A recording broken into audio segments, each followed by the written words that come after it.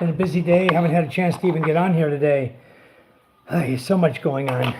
So anyway, let me go tell somebody I'm on here. Okay, I'm back. Hello folks. Anyway, I just wanted to come on here and just give you a little rundown of what happened today, and everything's cool. I mean, it's like working hard. I got a couple of videos I'm going to upload. The shed house is really coming along nicely. And I went down, took a look at the old, my old shack down there that we built for my fishing boat captain. It's empty, so I'm thinking it could be a perfect guest house. The only thing is I got to put some water down there and finish up a septic so that people can shower and use the CR. And then it's going to be good to go. Maybe put a little gas oil stove down there, a 2-burner or something for them, for whoever's there. Tie in the sink, tie in the CR, make a toilet for them, and could go really quick. Maybe a week, be done with everything in that shack. Even tile the floor if I wanted. But we'll see. We're coming along. Hello, welcome to my live. Come on in, say hello. You're the only one in here right now. Thanks for stopping by. We're just got back home a little while ago. Was working all morning doing air condition cleaning. I had a 2 horsepower and a 1 horsepower. 1 horsepower window type and a 2 horsepower split type. And in both cases, the homeowner, who is also my motorcycle mechanic, told me he thought that he needed Freon because neither unit was cooling. So that's what they all say. When you go to there, they say, oh, my aircon's not getting cold anymore. You know, it used to get really cold, and it's barely getting cold, or it's not getting cold at all. And well, whoever popped in didn't even throw me a like, just popped in and popped right out again. Amazing. Anyway, while you guys are popping in and out, give me a minute. If you come in, please at least throw us a like, and if you haven't subscribed, throw a subscription our way. We really appreciate it. But we're just going to run down a few things we did today, and then talk about whatever we want to talk about. Whoever wants to come in and chat, we'll chat. We're in the Philippines. We're on Masbate Island, and we love life here. This is we've been here. I've been here since the Philippines since 2011. I've been here on the island since December 2012. Been here and there, really. I've lived kind of around the Philippines a little bit. I got my opportunity to move around a bit, and you know, after a few years of moving, you just get burnout on it, and you know, you have time to settle down with your family and live in one location for a while. So anyway, I'll just do a short live if nobody comes on today, and be a very short live. I'm not going to sit here and talk to myself. I'd be going crazy. But I will go get a drink, enjoy my drink while I'm watching the live feed and see if anybody pops in here. Oh my God, I hear Judith coming. Oh my goodness. I hear her voice back there singing. Anyway, let me get hello, Richard. Reuben, how are you? It's your first time here visiting me? Welcome. I'm just doing a quick live, just a rundown of what's happening, what's going on, and I was kind of hoping I could get, where are you from, Richard? Are you here in the Philippines or in another country? Ah, okay. Thanks for stopping by again, then. We really appreciate it. There's only 2 people in here right now, and you are the first one in here. You're from the U.S.? Where in the U.S. did you come, or are you living? Oh my God.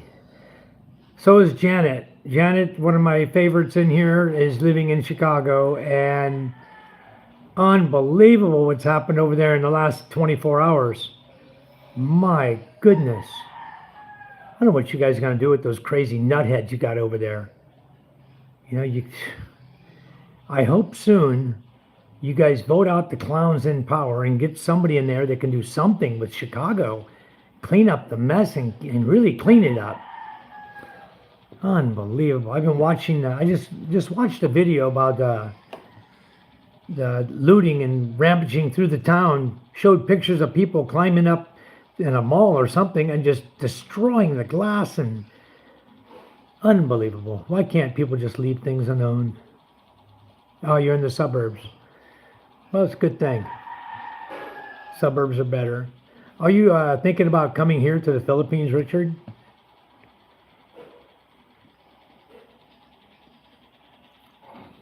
Getting close to retirement, maybe?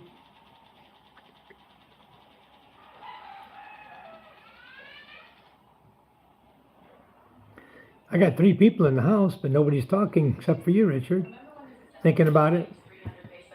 You know, I was 50 years old when I met a girl from here who told me she was living in Palm Springs. And come to find out, she had an apartment that was rented in Palm Springs by somebody else. Ah, you're not working. Oh, how old are you, Richard?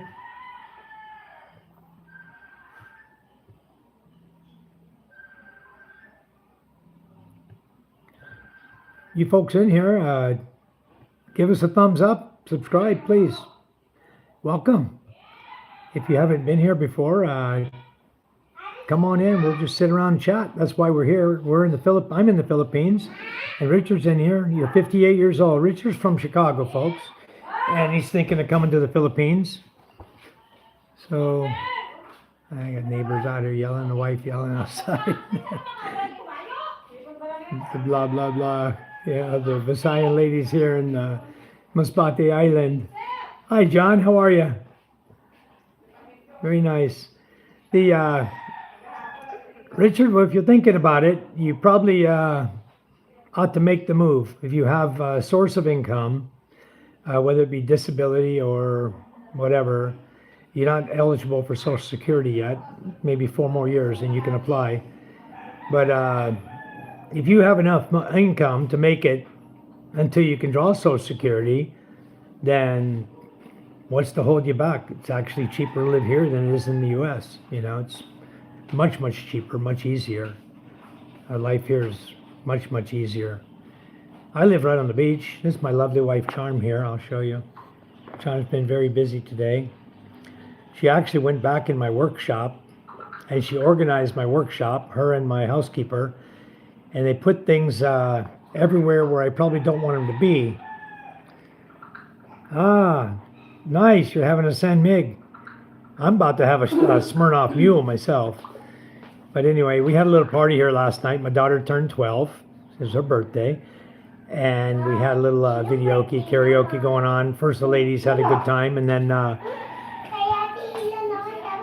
the guys had a good time. It's hard to make the move. It's a big step, Richard. It really is. The thing that's good about it is being on a site like you are right now, my site. Okay, we have a lot of answers for a lot of things and ways to make your move a lot easier.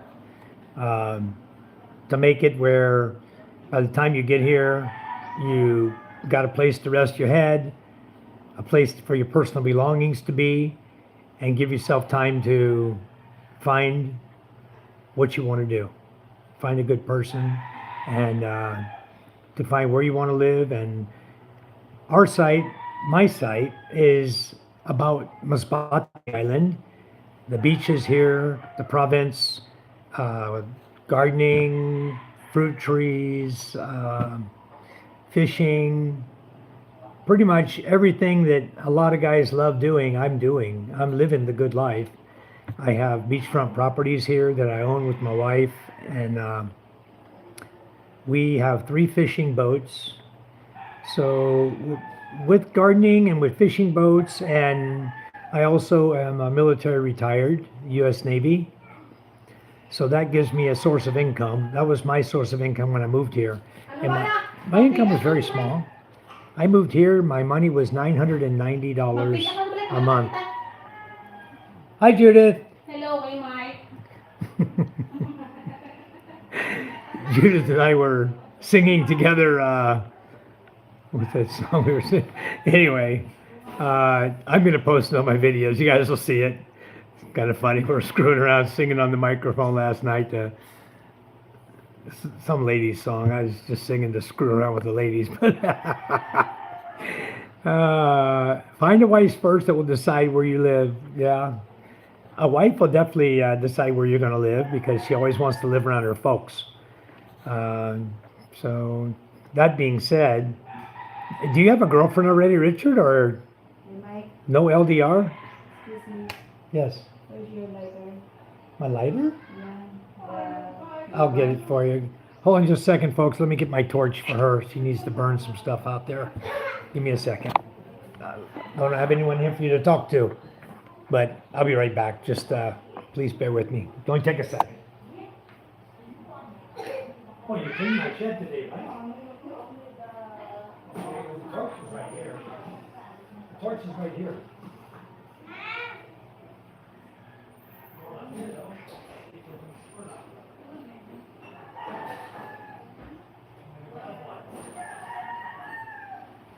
Okay, I'm back. She just needed to know where my torch was. I bought a butane torch. Small little butane torch on Shopee. Very inexpensive. And, oh wow. Wow, look at the ice in the bottom of that sucker. It's got a little line of ice on it. I had it sitting in the freezer. Let me knock that off so I don't get over my table. Okay. Anyway, I bought a little propane torch. Has a little knob. You just adjust the amount of propane and just give it a little click, and you got a lighter. And especially when you're out there burning, cardboard. We got a bunch of cardboard that needs to be burnt and stuff. So that's what she's doing. She's going out there to burn all that up. Some brush, some cuttings and stuff. Anyway. Single and no long distance relationship. Well, that's good, Richard. That's the way to start. If you know what kind of woman you're looking for, then I'm sure you've already got your mind made up, kind of what you're looking for and the age group you're looking for. Then what I always tell people is start at, over 25. Don't find anybody less than 25 years of age because it's like a child, They're not mature enough. They think they are. Maybe they completed college, at 23 years of age. They started when they're 17. Maybe by 22, they finished college. So now they think they know it all. Maybe they got a job working at a department store because you need a college degree here to work at McDonald's. So anyway, city kid and semi-handy. Okay? Well, if you want to make it here the easy way, the cheaper way, I recommend don't live in the city, live in the province like we do. If you're a handyman, that'll all come in very handy to know some skills when you go to the province. Because I'm the same way. I've been a handyman all my life. I've lived in cities, San Diego, I grew up in New Orleans and Jackson, Mississippi, and really it was always pretty much city life with my growing up. And after I joined the Navy, that was all city living, for 20 years. Then after I got out of the Navy, there's another 10 years of city living. And here I am really enjoying the province and the ocean every day. I have the beach right here. I can walk down and be on the beach in like 1 minute. It's our beach. We own the sand there. Up to a point. The government owns the rest of it. Okay, enough to be dangerous. Okay, well that's okay. There's always Filipino workers here to help you do anything you want. You don't feel like doing, and they're cheap. The labor's so cheap here. Labor here right now, I've got 3 guys down there right now building a shed house for me, which is just going to be a Hawaiian house with a metal roof. Cement block going around the bottom. We're going to put doors in it, front and back, and then. Hold on, let me answer this guy. This guy asked me a question about immigration.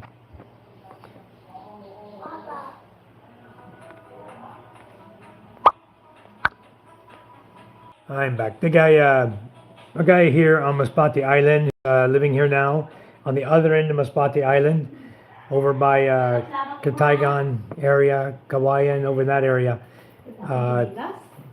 we've been chatting a little bit online. He's another expat, and he said he had to renew his tourist visa. And he wanted to know, do I go to Cebu or do I go, or where I go? And I told him I go to Legazpi because from where he lives, it's about a 2 hour van ride to Masbate port. And you can jump on the ferry and a fast craft take you right over to Pilar. 1 hour by van, you're in Legazpi, you're at immigration. You'll hop on a tricycle, take you right to immigration. And then immigration takes like 10 minutes. Up there, do your thing, get out of there. I think you have to make an appointment, though, is what I told him. You need to check into that. There's been this thing where you have to make an appointment to get in there nowadays. But Legazpi is so simple. You walk in, 10 minutes, you're walking out. You're done. There's nobody there. Literally nobody there. You know, I went in to do my 13A renewal, my 5-year renewal, and my address change on that. And within 30 minutes of doing all of that, I was in, I was out. Yeah, very nice, MJ. My son is over here. He's the one back in the background. If I have kids or kids with a lady, what's their future life going to be like there when they have problems being a mixed race kid? Absolutely none, Richard. I have 3. Okay? Here's my son, MJ. Let me see if I can zoom in on him. This is my 4-year-old son. He's going to preschool now. Okay? I got a 9-year-old daughter, and I have a 12-year-old daughter. All mixed, my wife and I. My wife's Filipina. And my kids are absolutely beautiful, and they are the most like kids in any of the villages around here. I take my daughter, we're riding across 3 different barangays to get over to our truck, to our garage over there where we have to keep our truck parked because we have no way to get to where we live in our house. The roads are all washed out this time of year. So anyway, we're driving the motorcycle there, and everybody is telling my daughter Micah or Ella, whichever one's with me or both of them with me, everybody and all the barangays are saying hi to them. They're that popular. They don't do that to the other kids, but they do it to Micah and they do it to Ella. They do it to MJ, my son. They all know MJ too. You know, he's right through there. Hi, MJ. Hi. And MJ's waving at them all, you know. No, the life here for mixed race kids, this is not America, Richard. This is not America. This is the best place in the world to live and raise your children. Honestly. Very good place. So, let's see. Taking my income for my savings could sustain $30,000 a year, probably more. $30,000 a year. That's way more than enough. Richard, you have more than enough money, dude. You can make it here $1,500 to $2,000 single, or even with a girlfriend, renting a house or a townhouse, apartment, type like that. If you want to live in the city, it's a little more expensive than the province. Province, you can rent a house 5,000 pesos a month. You know, very, very cheap to rent a place in the province.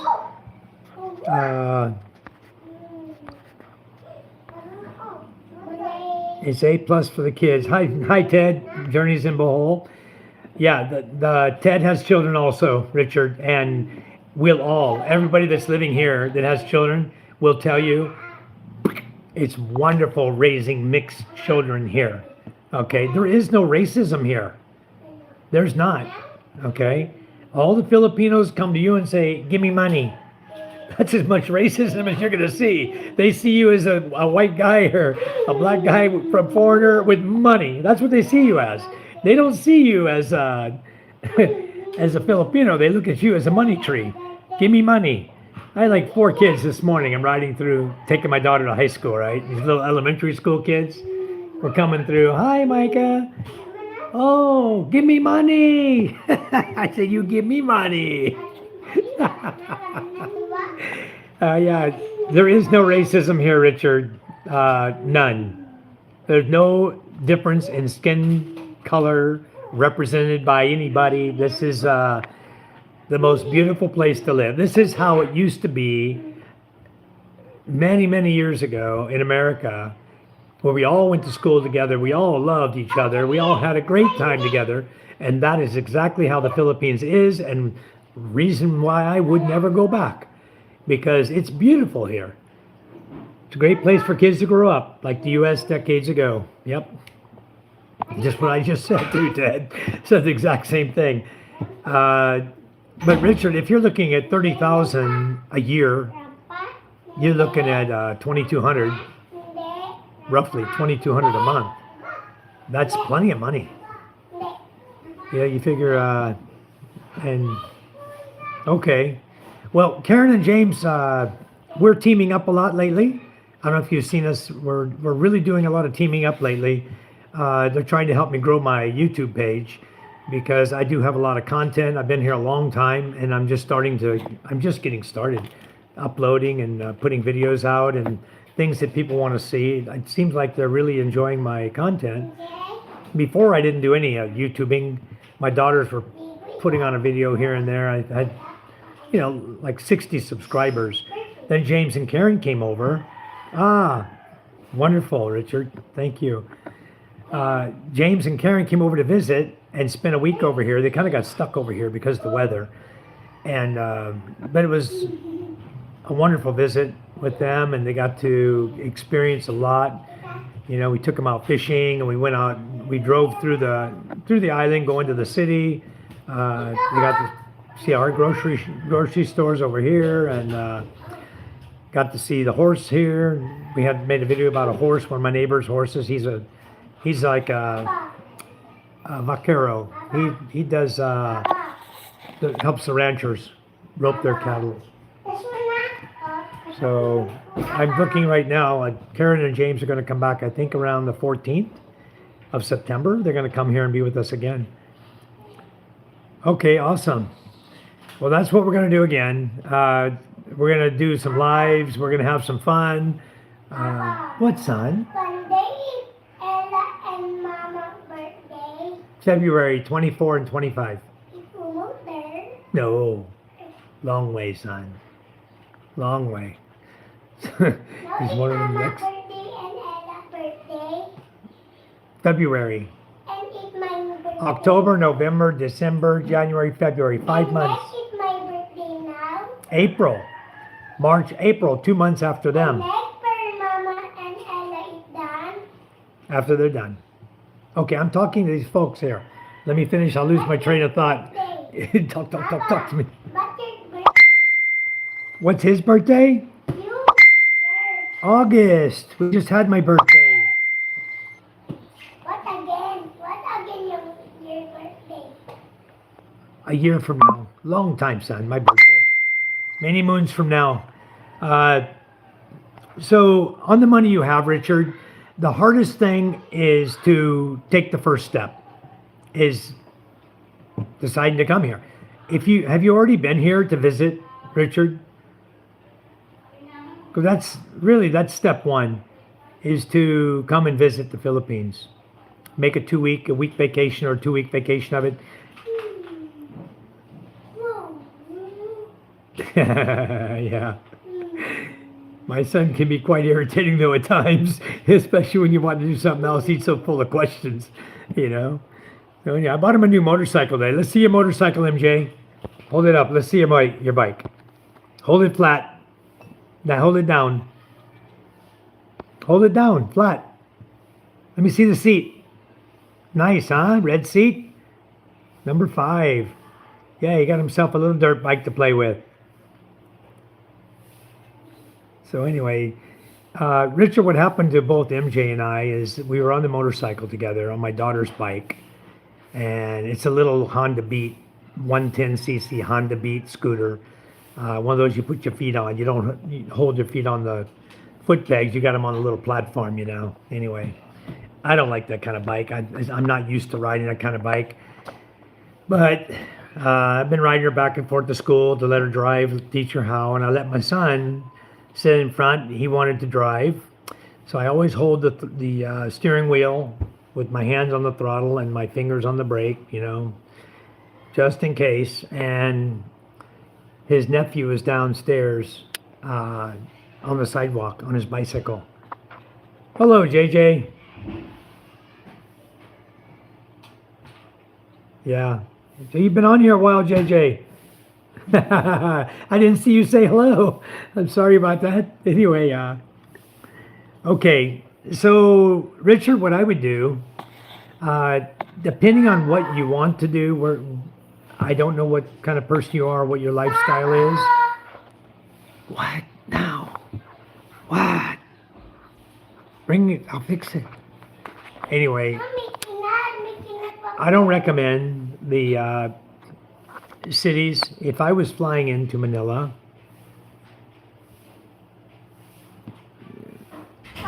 thinking you missed it. Yeah, he probably does, JJ.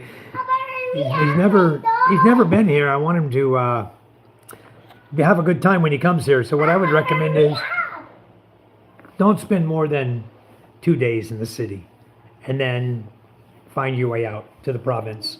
Give me a second.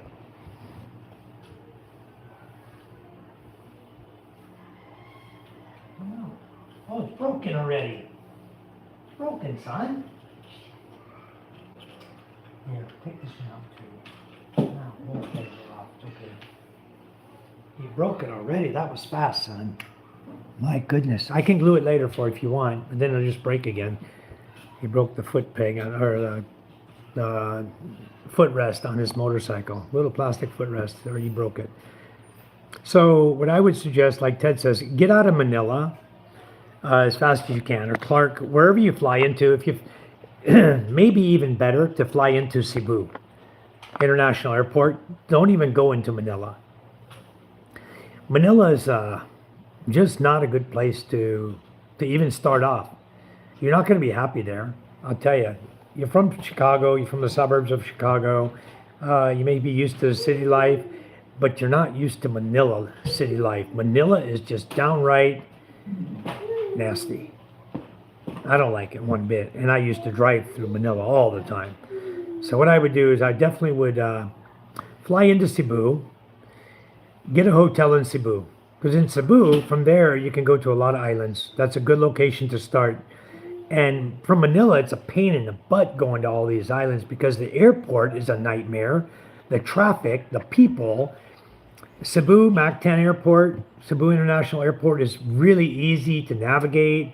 There's so many destinations out of Cebu. You can fly anywhere you want.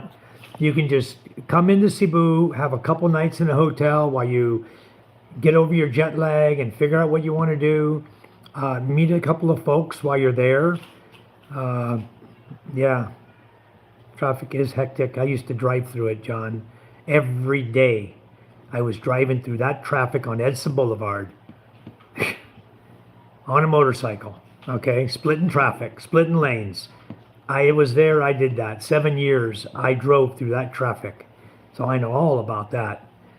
John, party was good, a lot of fun. We kind of turned it over to the guys to sing in the evening. The girls all poopered out. Everybody went home. So Judith left and everybody else started leaving, or my sister-in-law Yang went, and then Judith, and everybody else had time to go home. Getting late, and they're all married. All those ladies that come to our parties, only a couple are single. Most of them are married. Okay, Richard. Well, you got some good advice from everybody. So I would definitely avoid, much easier to get Grab app on your phone. I did make a note. Okay, you're going to get her? Okay. Charm will go pick up my daughter. You want to see who that is? Hello? Come up, please. When they ring my doorbell, they're still on the hill at the gate. I have a gate there and I have a doorbell there. So they all know my doorbell's there. When they ring it, I usually just tell them to come up. What? I'm gonna go with Mama. No. You stay here. Oh, that's our nephew. AJ. Just got out of high school too. Anyway, in Cebu, I spent about 4 weeks in Cebu just last year. I was working in Cebu, and I was staying at Marco Polo. I was staying at Marco Polo condos, Marco Polo residences. It's a group of like 4 condos there, owned by Marco Polo.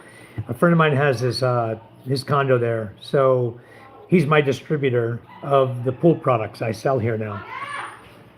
And so I went there and I was writing. There are 2 apps you can do, or 3. There's 2 or 3. You can do the Move It, you can do the Grab, and you can do the, there's another one. But the Move It always responds fast. There's guys there within like 2 minutes, the motorcycle's there to pick you up. And that's what I recommend for getting around in Cebu. Get the Move It or the Grab motorcycle. That's what you get. Don't get the car, the taxi, all that. You don't need all that. If you're used to riding a motorcycle, if you're not, or there's an issue that keeps you from riding a bike, then definitely the Grab is the way to go. Grab, you can get Move It car also, I think, but Grab is the way I was doing it a lot too. And you can go on your Grab app. If you don't even want to leave your hotel, just go on Grab, order food, they bring it right to your door. Cost you an extra $1.50 or whatever. 150 pesos or 100 pesos more than if you go out and take a Grab and go to the restaurant and order. You can order from just about any restaurant there is. The Grab driver will go pick your order up. You order online on Grab, the driver goes and picks it up, brings it right to your hotel, right to you, right to your door.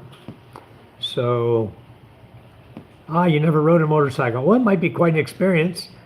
The guys are good drivers here. They'll give you a helmet to wear and you just hop on behind them and zoom, zoom, zoom, zoom.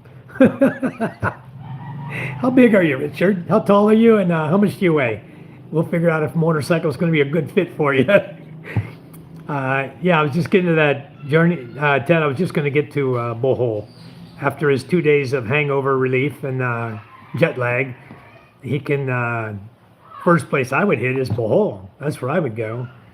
I'd go over to Mactan Island. I would go over to Bohol, Secure. I'd just be getting little tickets and plane hopping here and there, or boat rides, little ferry boat rides.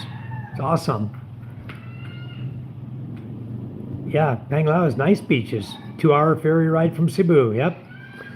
Is it possible to buy a car, JJ says, and bike immediately when you arrive there, even on tourist visa? That's a good question. If you're paying cash, JJ, yes, of course. You can go into any dealership you want and you can buy anything you want, even with the tourist visa. They're probably just going to ask you for your driver's license. But if you don't have 6'2", 285, you're a big guy, Richard. These scooters are kind of small for you. I would say take a Grab or a taxi, yeah. You can buy a bike and you can buy a car, JJ, cash payment, which I know you would do. Both. You can buy both. But you need to get you have 30 days or is it 90 days? 90 days to get your license converted to Filipino license if you're going to stick around. So, but as far as buying a car, nothing to stop you, just like anywhere else. And the thing is, it's going to take them about, for the bikes, a month and a half usually to get your license plate. And most licenses are ordinary license here, ordinary license around the world. Most of them, they honor it as able to ride motorcycle or drive a car or truck. So I own 2 vehicles. I think I told you before. I have a Nissan Toronto 4x4. I have a Mitsubishi Strada Athlete. And I don't know how many motorcycles, maybe, I don't know, about 6 bikes now. My 400 Dominar, I walked in, I paid 208,000 cash and walked out with a bike. And then went back got the plate, the tags and everything for it, and the paperwork was all done by them. When you buy a vehicle here, it's registered for 3 years, a new vehicle. So you don't have to fool with registration for 3 years at all. No smog, no registration, nothing. It's good for 3 years. And you pay for that a little bit. It's a little bit when you register. When you first buy your vehicle, they add it on. Like my bike was like 3,000 pesos extra, 1,000 a year. And that covers what you would pay for smog and registration anyway. And insurance. Insurance here, guys, is for a motorcycle about 400 or 500 pesos for liability, and full coverage on the truck runs about 32,000 pesos a year. Cheap, cheap, cheap, cheap compared to the U.S. Can you have health insurance there to see a doctor? Yes, there are a lot of healthcare plans you can get into here. And Ted, yes, I love the Strata. It's only a two-wheel drive, but it's already, when I bought it, my distributor, again, owned it before he sold it to me. I paid 1.38 million. It's a 2024 model, sold in 2020. Yeah, it's a 2024 model. They picked it up in late, I think, October 2023. And so that's when it actually was hit on the going on the streets, 2023, late October. And I bought it from him last year. I bought it about probably 7 months ago. And we worked a good deal out where it would come out of the profit of my business. When he placed an order, we would take his payment, car payment, from my profit. I would pay that amount.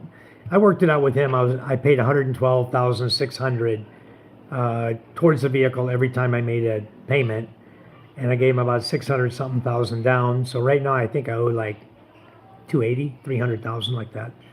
One more order from him and it's going to be paid off. I'm just going to pay it off, be done with it. So yeah, it's easy to own a vehicle here. So I love my Strata though. Yeah, I was driving it today. Good vehicle. Kind of, in a way, I wish I got the 4x4 model. It would have been a lot more peace of mind, because sometimes here the rain is so nasty, and the road we drive on is, a lot of it's clay, and you can slip a little bit, you know. My Nissan Terrano, piece of cake. It's a little small SUV, 4x4, got nice tires on it, you know, all-terrain tires, and that thing go through anything, you know. It's a good truck. But I love running. I ride my Mitsubishi Strata all the time. We'll have it registered in Masbate. Doesn't matter where you buy it. Just register it where you're going to use it. I think so, but I'm not sure. They will register it where you buy it, JJ. So if you buy your vehicle in Makati, Manila, BGC, wherever you buy it, that's where you'll get your registration. That's where you must go to get your tags and to get your paperwork. Okay? Then after you receive that, then you can transfer to the next location where you're going to live, wherever you're going to live. That's when you can transfer it there. So yeah, if secondhand, you have to go to the LTO where it was first registered. Yeah, even brand new though, John, wherever you buy it at the dealership, they register it there for you. You can't just say, let me take the vehicle, I'll go over here in Masbate and register it. It doesn't work that way. It'll be pay for the vehicle there. They'll put in all the documents for you, get it transferred into your name, and you go back to them. You'll get the title, ORCR, everything from them. As soon as they receive it, you'll get all of that, and you'll get your license plates to put on the vehicle. So, and it's 3 years. It's good for 3 years. You don't have to worry about registration at all for 3 years. So you don't need to transfer it to Masbate or anywhere else. Just leave it where it's registered for that 3-year period. When your registration comes due, then wherever you are, just go in and register it. You can register it anywhere. No problem with that.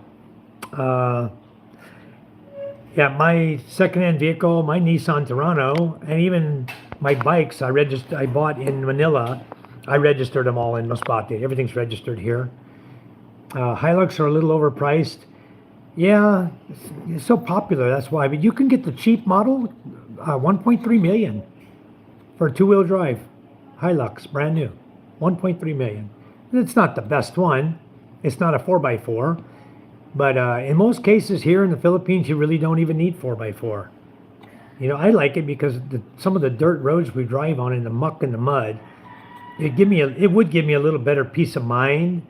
You know, when I'm going up this, you know, steep hill, 30-degree hill, it would give me peace of mind knowing that my tires are going to all four be working for me to climb that hill, not just two in the back, you know, with no weight in the back of the truck. So you won't need to get as much speed up as I do on some of these hills. If it's raining really hard, I know there's clay coming up the middle of it, I'll get my speed up so I can get through that clay, you know, pretty fast and get back on a little bit of gravel. I know the roads really well, so I've never gotten stuck in my Mitsubishi Strada, ever. It's only two-wheel drive. And, John says, I bought secondhand, but the 3-year registration still applied until it was 3 years old. That's correct as well, John. That's true. The vehicle is the 3-year registration will apply until it's 3 years old. And that's the same with my Strada. I don't have to register it until it hits the 3-year point. Yeah. You know what you could do, Richard? You buy those little 2.3 million bus. It's a white bus. It's a mid-sized bus, probably about 28 feet long.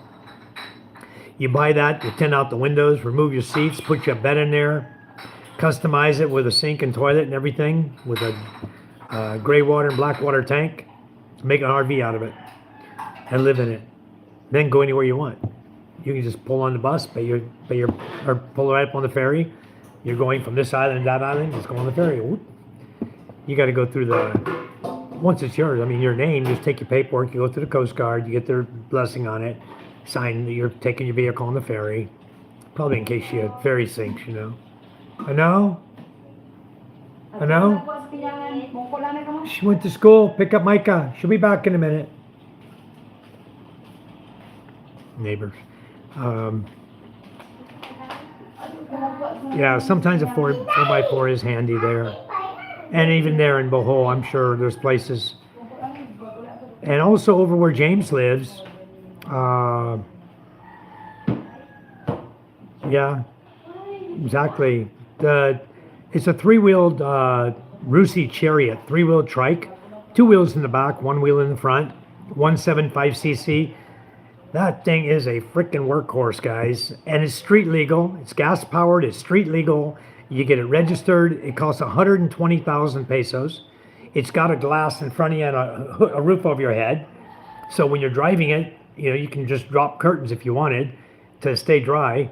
And it also has a canvas back, over the back, stretched over railing. It has canvas when you buy it new. That you can roll up the little windows, the canvas over the window. You can roll it up or tie it down, zip it. Cute little machine, I'll tell you. And what a workhorse. I've had mine over 3 years. We've already, since we live close to the beach, have problems with rust, you know, and steel, especially things made in China. But the Chariot, the sides and the bottoms start rotting out, getting holes in the rust in the bottom of it, in the back, the bed of it. We ripped it out. We bought a plate of 1/8-inch steel, bought some 1x2 tubing, some 1x1 tubing, and we manufactured a new bed for my Rusi Chariot. And it looks just better than a new one. It looks good. It works just fine. But yeah, the Rusi Chariot, it's a 5-speed low. It's got a low shift and a high shift. So you got 5 low gears, 5 high gears. And then the engine's a 175cc. You even got 5 reverse gears if you want to use 5, but you don't have reverse. You just put it in reverse, and then you put it into first gear and back up. You know, generally how I do it. But you have 5 speeds. If you want to go 5 speeds in reverse, you could. That can do it. You just keep shifting while you're in reverse. Just keep shifting 1, 2, 3, 4, 5.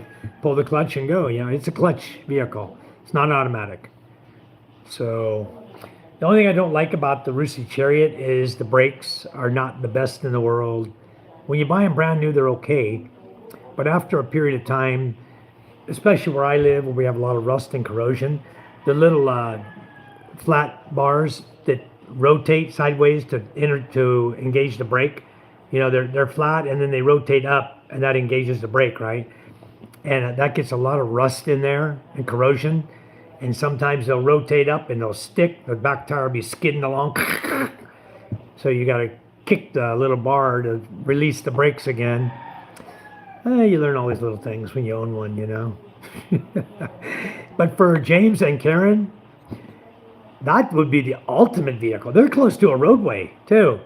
And this thing will do 60 kilometers per hour, you know, as fast as you'd want to go in it, but you can carry whatever you want. I mean, you can put your backpacks in there. They'll stay dry. Everything stays dry in the back because it's got a canvas cover. So you can throw your backpacks, you throw your groceries in there, your luggage, whatever you got, whatever you want, throw it in there.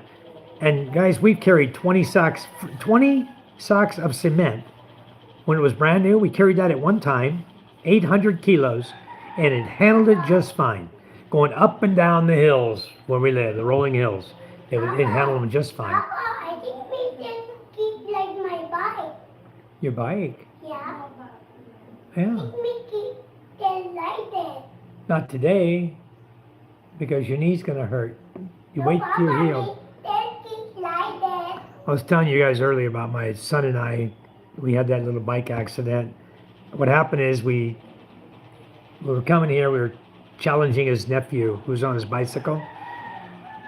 Come on, let's race to the basketball court, you know.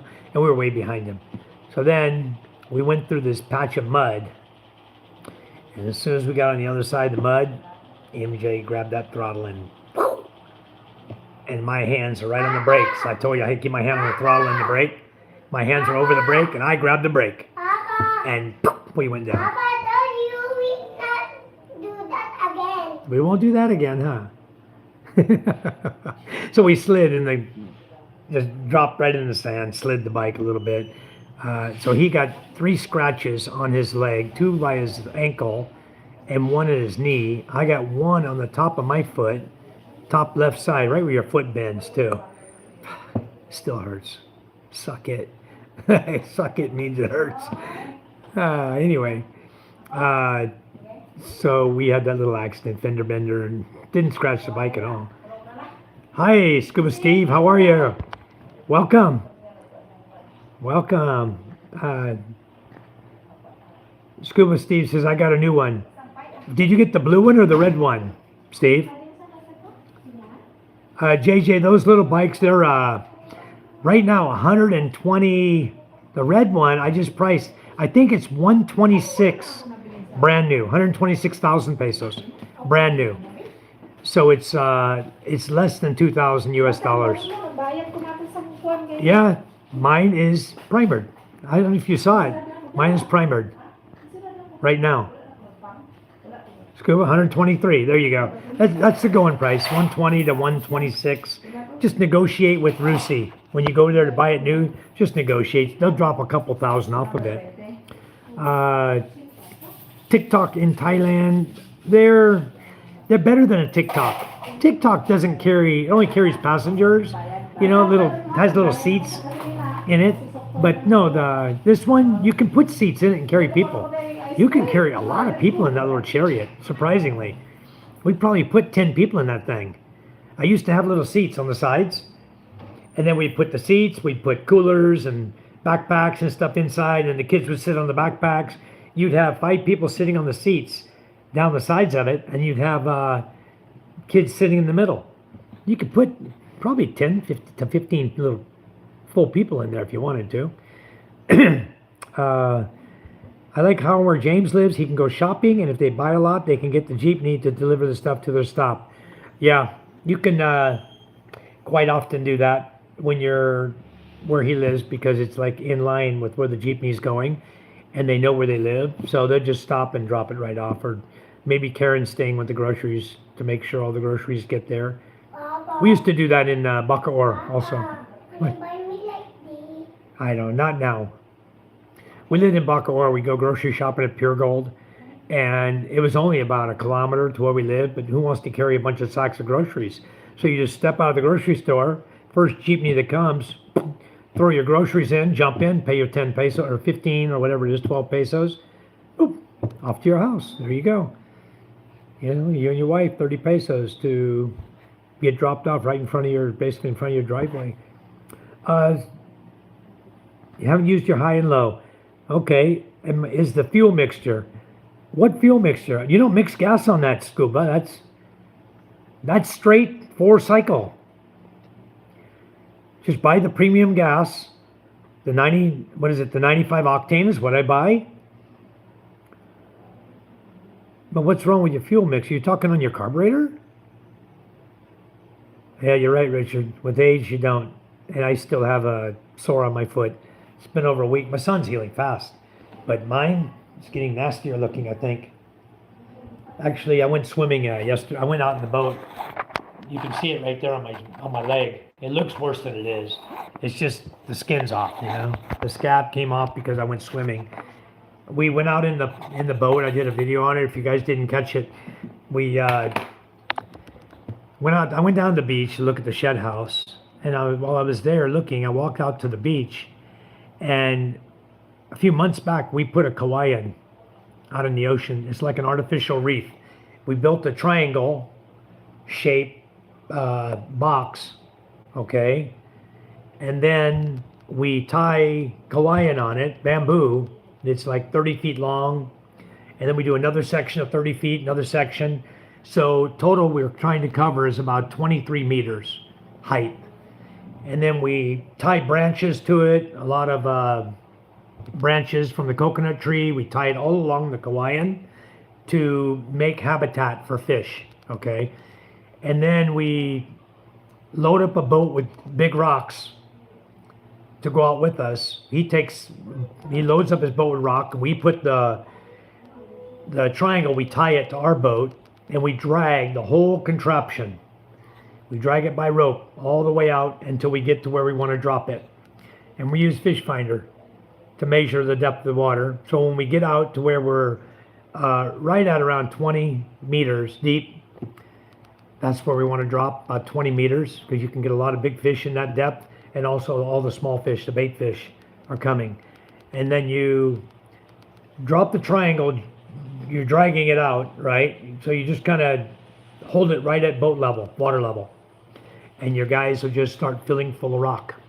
You just double wrap or triple wrap the rope around the kawaii on the boat, and you fill it with rock, and then they untie the rope and let it go down and to the bottom, dragging the kawaii, and when it's done, you got a piece of kawaii sticking up with leaves on it like a flag about 10 feet out of the water. What, son? Put my boat to the water. Not right now, son. Maybe later. I'll get a bucket if you got to do that. Okay? Yeah, a bucket. Okay. So once you drop it, then you just leave it for about a month. Then you go out and we use different types of nets to fish around it to catch fish. We bought the red one. Good. The red one's the cargo one. And I made seats for mine. The blue one comes with seats. That's the passenger one.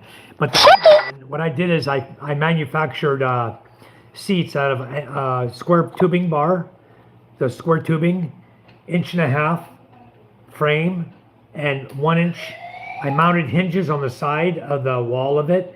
I welded hinges to it so I could just drop the seat over, or I can lift it up out of the way. I use it for cargo. So the seat just folds up like that. And then when it drops, the legs, I have a leg in the front, in the middle, and the back of the seat. So you have good support all the way back for people sitting on it. And the 1x2 steel keeps the seat from bending when you get 10 people on it. So it works really well. That's I don't have my seats on it anymore. We're just using it strictly for cargo now, but that's how we did it. We made seats for it. If you need to make seats, you can use that idea. It works really well. Yep, JJ. Pretty standard settings, yeah, for the mixture, but he got it all figured out now. Good.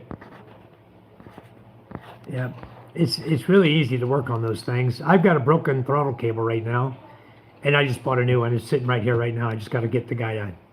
Either I go out and put it on, or the guy is driving my Chariot now. He can go throw it on there. Right now I got rope from my old throttle cable coming up. I tied a knot in it, put a rope on it, and wrapped it 3 times around the handle, and then taped it. So now I got a piece of rope for a throttle until I put this throttle on it. I do have one though. I swear I have one. I can prove it to you. Anyway, I'll be back in just a second. What are you doing back there? Nothing.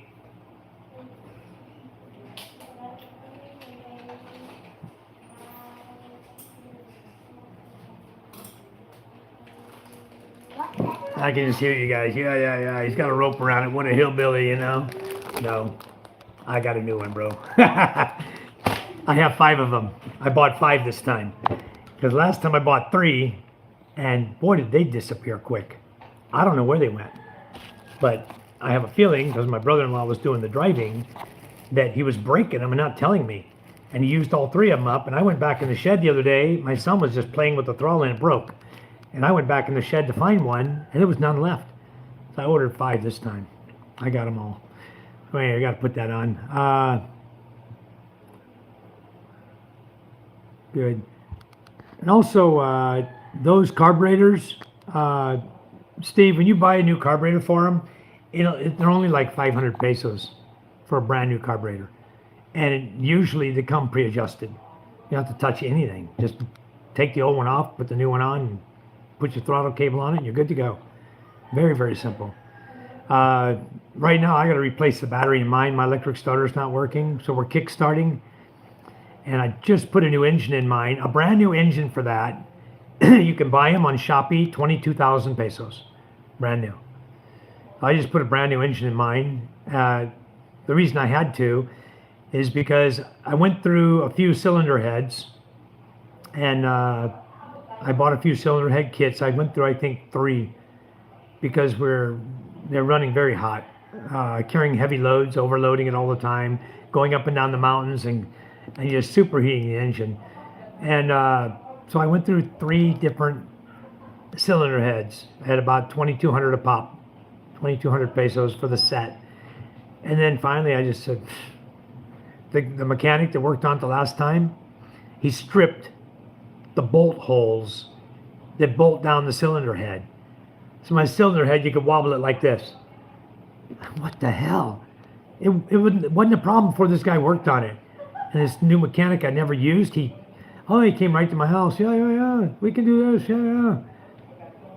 Came right there. Next thing I know, my cylinder head's wobbling around. Nothing you can do. What are you gonna do?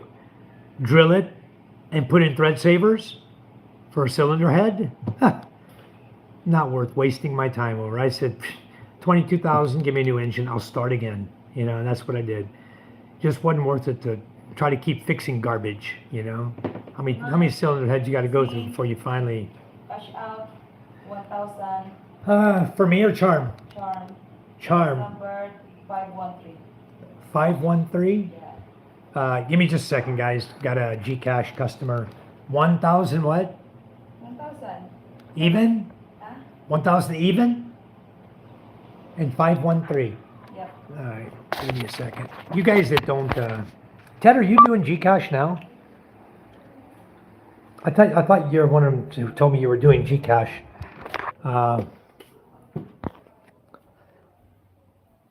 It's your favorite of your fried rice. Yeah, I love mine too. Yep, I have, and I will be putting oil down the new one here before it gets installed, because I'm not going to do what I did before. My brother-in-law never did put oil in them, but I believe in that. I have WD-40 and I have regular motor oil. I'll probably just put motor oil down it,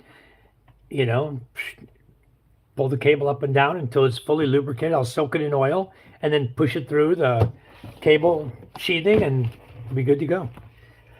Okay, let's see. 1,000 pesos, September 9. No, it's not in the book. We keep records, guys. Every Gcash in, Gcash out. The amounts, the reference number, everything gets documented, the date they give it. And I need the whole reference number, please. I don't pay out until I prove it. In this case, I need the whole reference number because it's not in the book. She's here? Yeah. Okay. She can come up and do it then. All right, I'll get out of here. My wife does Gcash. And now we both have Gcash. I highly recommend that both of you do it if you have a girlfriend or you're married. Papa, I got a perfect score on math. Oh, beautiful. This is my 12-year-old, guys. A square root. I didn't even solve it yet, and I already knew the answer scanning it. Awesome. Like 36, the square root is like 6. Wonderful. Wow. Anyway, Charm, you have a Gcash out there. What'd you I get? don't even need to solve What it. is this? 5. Huh? What'd she bring? I got a perfect score on square Anyway, root. Micah turned 12 yesterday, guys. And On math, she's the one I one bought the motorcycle for. That everybody said she's not big enough to ride a motorcycle. But they're right. She's not. She'll be there soon. Whatever. You have a what? mathematics 89. 89? It went higher. Fantastic. You didn't fail it. How about the other one? English. I don't know. Whew. What does Mama buy? What is that? Like pie. Pie? Yep. Oh, she bought, that's egg pie? Yep. Oh, like egg custard pie she bought. She brought home. So anyway, yeah, Ted, we're doing it at 15. And that way we have no competition. Everybody else came in here in the village. They thought, oh, we're going to copycat Mr. White. We're going to do Gcash. We'll charge 20 per kilo, or per thousand, you know. We dropped our price to 15. Nobody can even keep up with us. They don't want to do that. They don't want a hassle for 15 peso per thousand. So we do 15 per thousand, and we got everybody, all the customers coming here. And what we do is, have you got what is your limit, Ted? Is your wife does it? Is her limit 100,000 or 500,000? Everybody tell you happy birthday, Micah.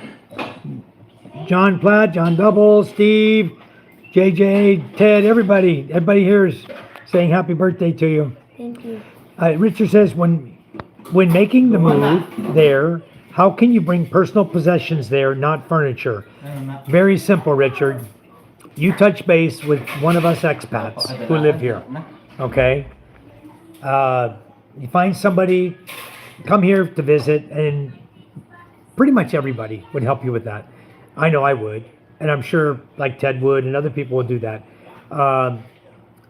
Once you become friends with them, then you just tell them, I would like to send over 20 balikbayan boxes of my personal belongings for you to hold there for me until I get there. Or 90 days you come here and you hire somebody to work for you even. You go back to the US, you a little apartment, you hire a maid, a nanny, somebody to clean and cook for you.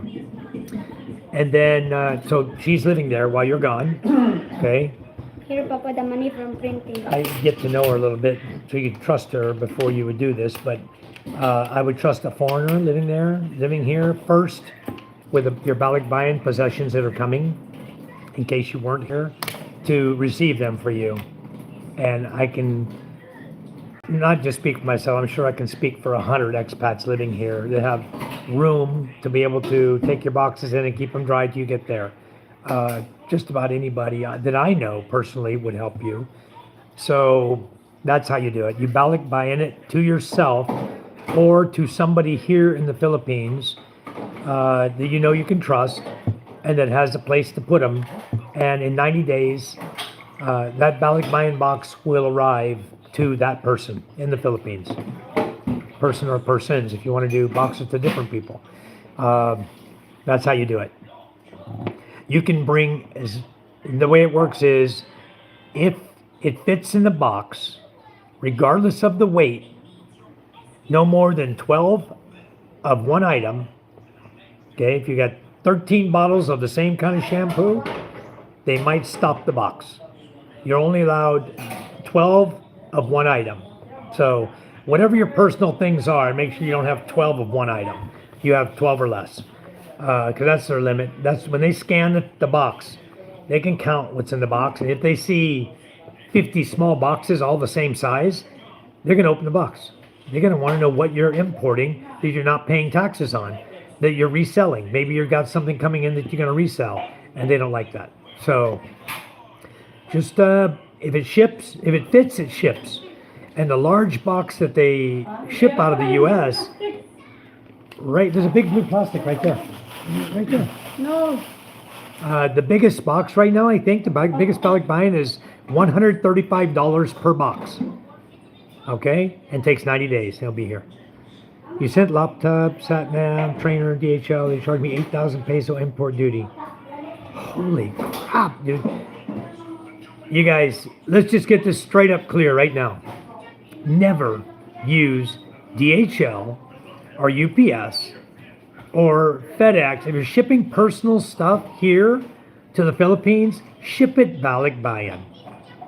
The box never gets opened. It's fully transported and taken care of by Manila forwarder. Never a problem. Doesn't go through customs, okay? It goes through customs like this. In, out. It's balikbayan. Customs never opens it. They scan Just in them. my eye. They want to make sure people aren't bringing weapons in, you know?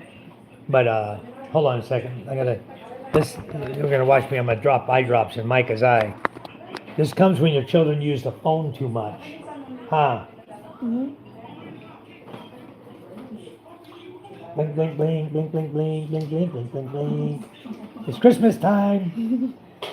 Jingle bell, Kandong ka jingle lang. bell, jingle all the way. Gusto lang Oh, what fun pila-pila. it is when you miss the eyeball. You get it? Nope. I think I missed. Open your eyes up. This time, open like that. Pero Okay. kanlawi lang na day. Okay. Where's your medicine? Karon di mo sila po na ang baton. You guys were in the burn months now. It's September, and I went in the mall, and they are playing Christmas music. Okay, so let's get this straight for all you guys right now. Balikbayan. If you're not in a rush, balikbayan. If you ship it any other way, you're going to pay customs duties and taxes. Okay? I got screwed. I shipped 2 bottles of product from Florida to here. The value clearly stated $800 US. They charged me 23,600 pesos, over $500 US to receive, or over 400 something. There's 55% taxes when it hit customs, okay, to get the box released to come to me. I had to pay that or I don't get it. They take it back. And they do it all the time. They are the most corrupt entity of government in the Philippines today. So don't go through them. Don't use them. Don't do nothing to go through them. DHL is as corrupt as BOC.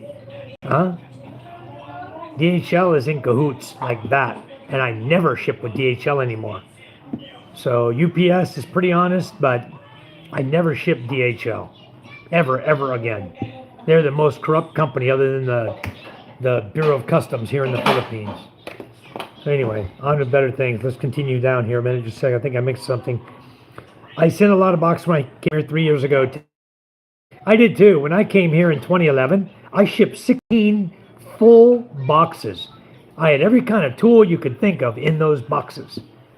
Tools, clothes. I even had my electrical fish tape. You used to fish electrical wires. I had 2 of those in there. I had so much stuff in my balikbayan boxes because I didn't feel like selling it. You weren't going to get anything for it in the U.S. Selling it secondhand is yard sale. What are you going to get? $2, you know, for a $25 item or $30 item. So I said, hell yeah, stick in the balikbayan box. Sent it to myself, and it came. Got right here just fine. I ended up bringing 16 balikbayan boxes to the Philippines. Let's continue on down. If you fly stuff in personally, will they tax you on that? No, JJ. If you put it in a suitcase and you check luggage, it gets scanned, but it's nothing illegal, and they don't charge tax on it. So whatever you put in your suitcase in check-in luggage, it's just as if, you know, it's your personal stuff.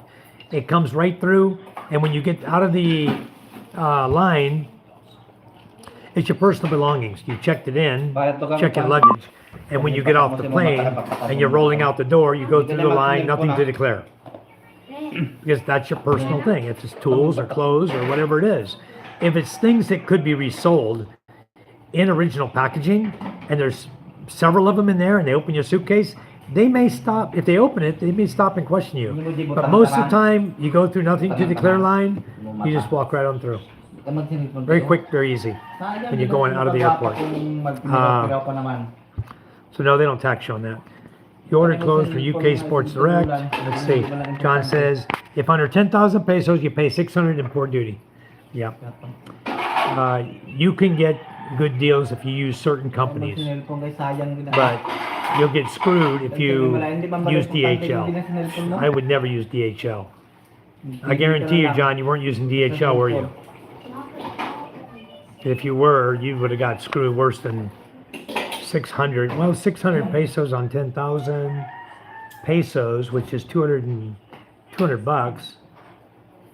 Yeah, you That's a little bit high. 12 should be 28% tax on 10,000 would have been, yeah, it could have been up to 2,800. You got away cheap. 600 is good. I sent you surfboards, custom made my own box. Cost me $350 using 4A's cargo based in Cebu. Okay, there are companies that can help you. Oh, John said, yeah, it's DHL. Okay, well, you got away lucky, John. If you only paid 600, that's not bad. Papa, But the deal is, if you're under, can you watch TV later? why are you trying to antagonize him, Jay? Because I can't touch my phone, You, so you can go watch TV now. That's only 6%. 10,000 peso, you paid 600. That's 6%. That's nothing. That's cheap. You got away cheap, John. Large size clothes and shoes here. Yeah, I agree. For larger people here, there's just not a big selection of clothes here for you. So you order them through Amazon or you order them from UK Sports. Manila forwarder guys, and you can tell them what you want them to do. They'll send a representative to wherever the guy is that needs to pack his stuff up, help him pack it up, put it in the boxes, and usually you pack your own box, but they want to know what's in it because of the inventory. And another thing about balikbayan guys, don't abuse the privilege because you can get caught abusing it. The limit on balikbayan, I believe, is, somebody can correct me if I'm wrong, I believe it's 125,000 pesos worth of items, balikbayan, per year. Okay, so you have people are sending things. If the value of that box is valued, or the combined value of your boxes in a year's time is 125,000, you're not allowed to sell or balikbayan anything else here. That's the rules. You can get away with it sometimes. Depends on the company if they're not really watching, paying attention to the name on it. Or if you do it, the next time you have your wife do it. Or if you have a cousin or relative, or you in the U.S. doing it, the next time you have a relative do it, the next time you have another relative do it, it's all different people. They don't follow that. So you can do that. 125,000, I believe, is your annual limit on balikbayan. So watch that too. If you're doing business here and you're thinking you're going to balikbayan things here to save money, to not go through customs and everything, it's doable. I already know people doing it, several, and yes, it can be done. But again, keep in mind your limit is 125,000, and if they catch you at it, you'll be paying the consequence. You'll be paying the taxes. What else we got? Well, that's it. No more questions. Richard, what else you got? We got a lot of people on here that have been here a lot of years, Richard. We can all help you to make your trip a lot easier coming here. So Cebu, that'd be the way we'd go in your position. If you're looking for girls, Cebu has them. And it's better than Angeles City, Subic City, or Burgos Street, the red light district in Makati, in Malenta, or whatever, wherever that is over there. You don't, it's in part of Manila, but those three areas I just mentioned, those are the girly areas. And pretty much every town has girly areas, KTV bars, if that's your cup of tea. You know, you want to go pick up walkers or whatever. Cebu's got as many as Manila, it's almost, I'd say. Find out, even in Cebu. A good place to, if you want to meet a lot of expats when you come, go up to Ayala Mall in Cebu. There's a really nice bar upstairs in Ayala Mall. I forgot the name of it now. I've been there a few times. And it's a good place to go hang out if you want to be around a bunch of expats. Personally, when I came here, I don't want to be around expats. I don't really hang out with expats. There's none where I live. Very few come here. I enjoy when they come. I treat everybody the same. As a brother or a sister that comes here, I treat everybody the same. But the going to different places, I would recommend, like everybody said, Cebu. a good girl with good family values, okay? So if you're looking for somebody, you're 58, I would start around 25 plus. 28 is good. If you want no kids, that's sometimes difficult. You can find them, but it's a little more difficult because once they hit around 25, it seems like the girls think that it's their duty to have a baby. They're all desperate to have a baby and don't want to be an old maid without a kid. So once you start getting around the 25 and up age group, a lot of the ladies are going to have children already. I was fortunate. My wife was almost 29, no kids. I was, when we met, I was 50, no, I was 52. I just turned 52 in August, and I met her in November. I turned 52, she was 29. I just turned 29 in February. She was born in 83, so, she was 28. My wife was 28 when we met, and I was 52. That's a good, perfect age gap, guys, for here. That is like a perfect age gap. You 20 years older than your spouse. So if you're 58, go for 28, 25 to 28, 20 to 23 years age gap. Works out really, really beautiful because you get a woman who's ready to settle down, she's ready to have kids, she's ready to enjoy life. And if she can have you and you have enough money, Richard, obviously you've already stated that, she's going to have a good life. Huh? Okay, hold on. I need to carry my son into the bedroom. He's still not walking properly yet. How did you meet your wife, Charm, when you came here? Yeah, let me carry my son there. I'll be right back and I'll go through that. We did it online too, guys. And I grew up in a mansion with my rich aunt Judith, who ran a successful luxury jewelry company. She couldn't have any more, she didn't. So she adopted me as a baby. I loved it just so early. But deep down, I always wondered if it was because she truly cared or because she felt sorry for me. When I was 5, I won a singing competition, and she gifted me a massive dollhouse.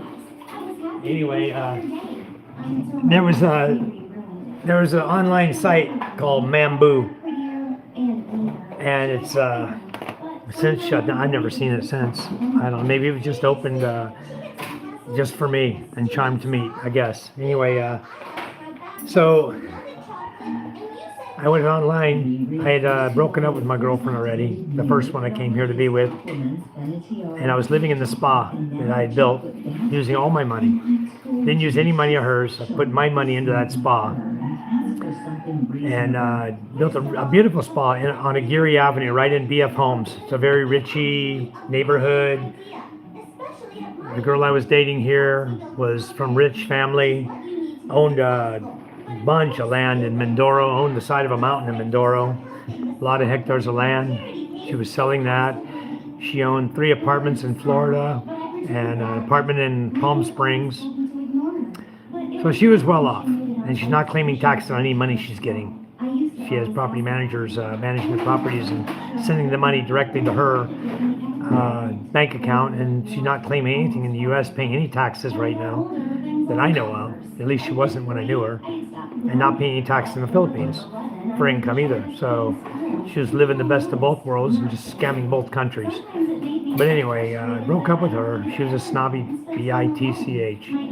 Couldn't handle her no more. Just said, I'm done with this type of lifestyle. You know, she's worse than a westernized woman. You know, just use and treat everybody like crap. And she got money, you know, she doesn't have to treat everybody nice. So let her just be nasty to somebody else, I said. I broke up with her. Then I was in my spa one night, just playing games, Tetris or something online, and then I decided to look at dating sites. I picked Mambu for some reason, I don't know why, and put a small little ad there. And then 2 ladies, one in Cebu, answered my ad. Come to find out she was still married with 3 kids. And Charm answered my ad, said hi. And then I said hi back, and we started chatting a little bit. I was tossed between visiting the girl in Cebu, because at the time she hadn't told me she was married with 3 kids. So I was thinking of flying to Cebu to see her. And then I met Charm, and she was right here in Manila area. She used to work for Verizon Phones, building cell phones for Verizon, the little flip phones. You know, it's what she used to do. She was a supervisor. And so Charm and I decided we would meet. And so we set up a meeting for Phil Invest Mall. And there it's a nice mall in Alabang, in Phil Invest area of Alabang. So anyway, we went there. We met at Pizza Hut. And we met at the mall, and then we went to Pizza Hut to have something to eat. And typical to all starting relationships here, you'll find out, is it will be not only your girlfriend, but it'll be one or two or more of either her best friends or her family, brothers or sisters, siblings, you know. They'll come with them. It's a safety thing. It's a, you know, blanket for the woman to feel safe, you know, around a total stranger. And there's my lovely wife. Hi, say hi, Charm. I'm telling you about our love story, how we met.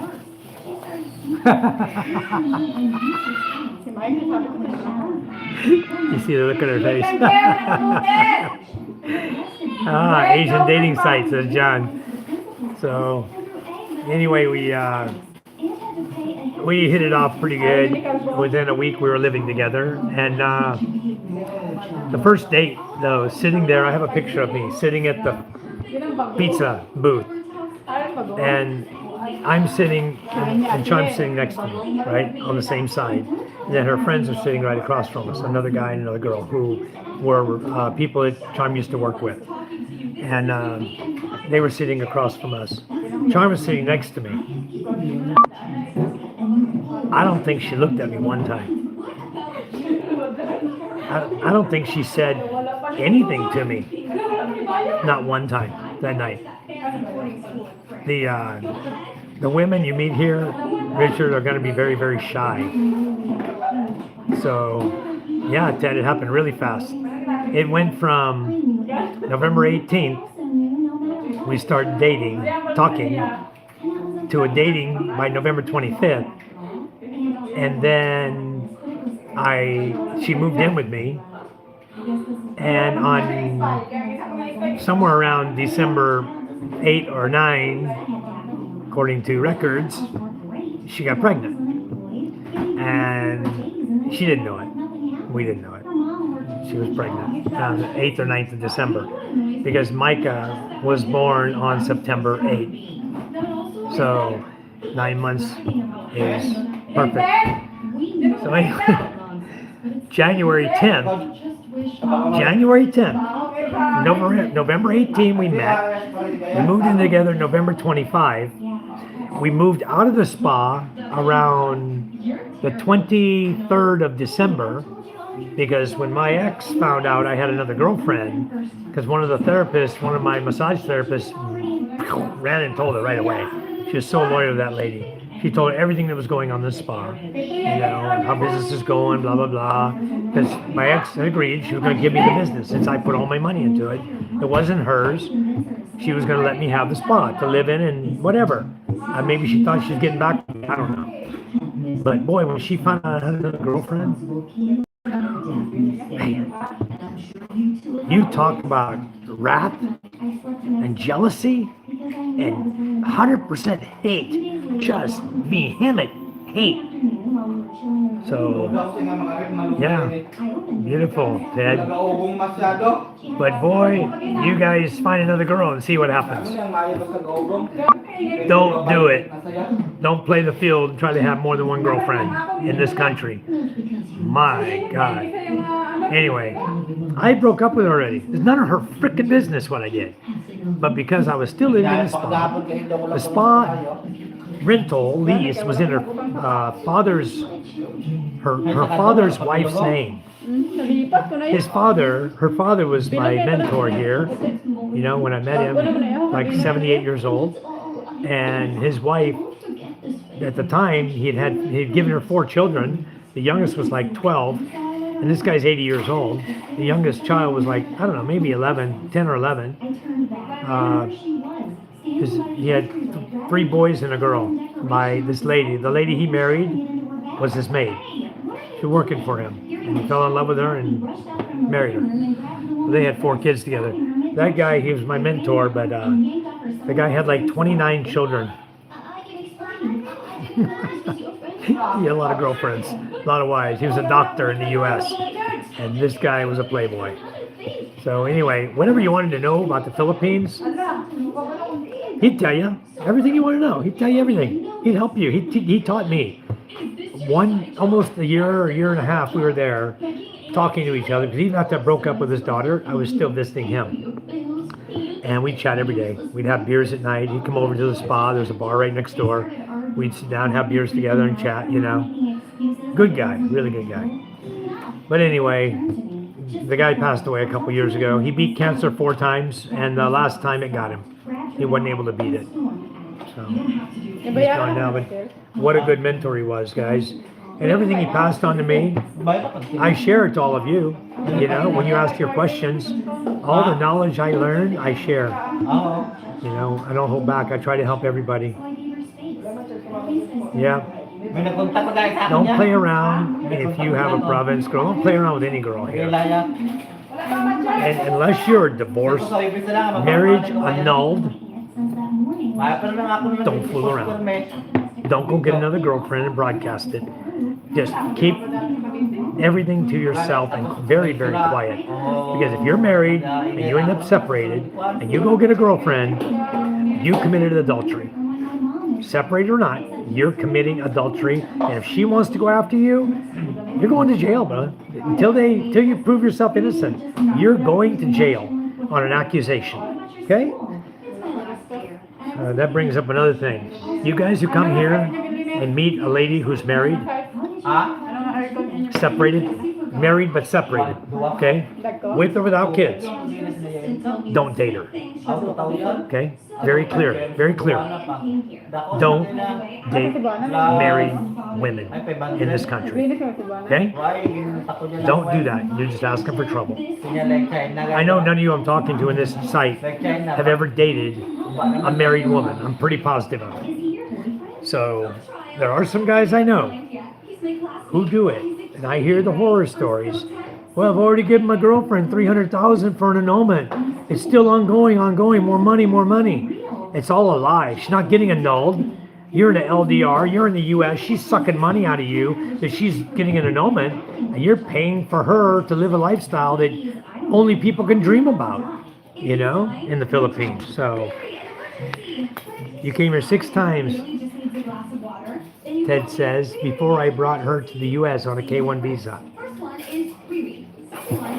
It worked good for you, Ted. My wife's never wanted to go to the U.S. I couldn't get her there if I hog-tied her. She doesn't want to go to the U.S. This is her life. This is what she loves. I love it. She loves it. We have a great life here. Why would you leave a great life to go to an unknown? And her sister lives there. Her sister lives in Florida. She's married to a guy who works as an accountant with 6+ figure income. Big, huge house on the beach in Florida. Just her sisters live in the dream, the U.S. dream. And they have 2 wonderful children now. So Charm and I have 3 children, but we're living the dream over here in the Philippines. And Ted, you're back. So what does that tell you? Where is it better? I know your answer to that one. Bohol is much better than any place in the U.S. Any place.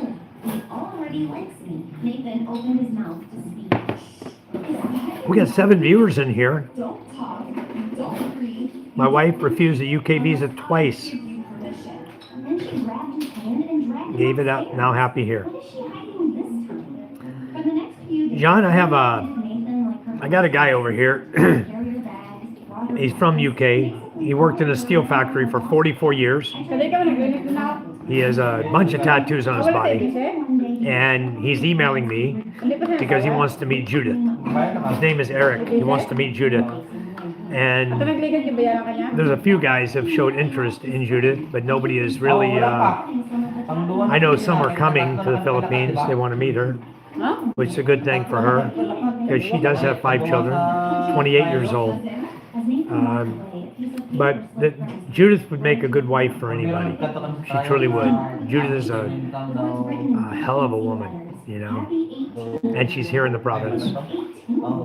So, hi Michael, how are you? Welcome back.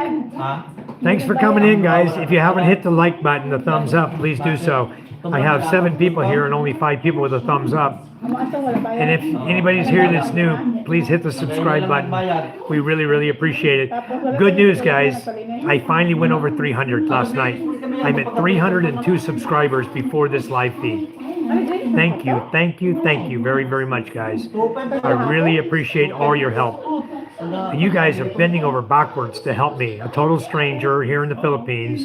You've never met me, don't even know me, and you're bending over backwards to help me. So I feel obligated to bend over backwards to help you guys back.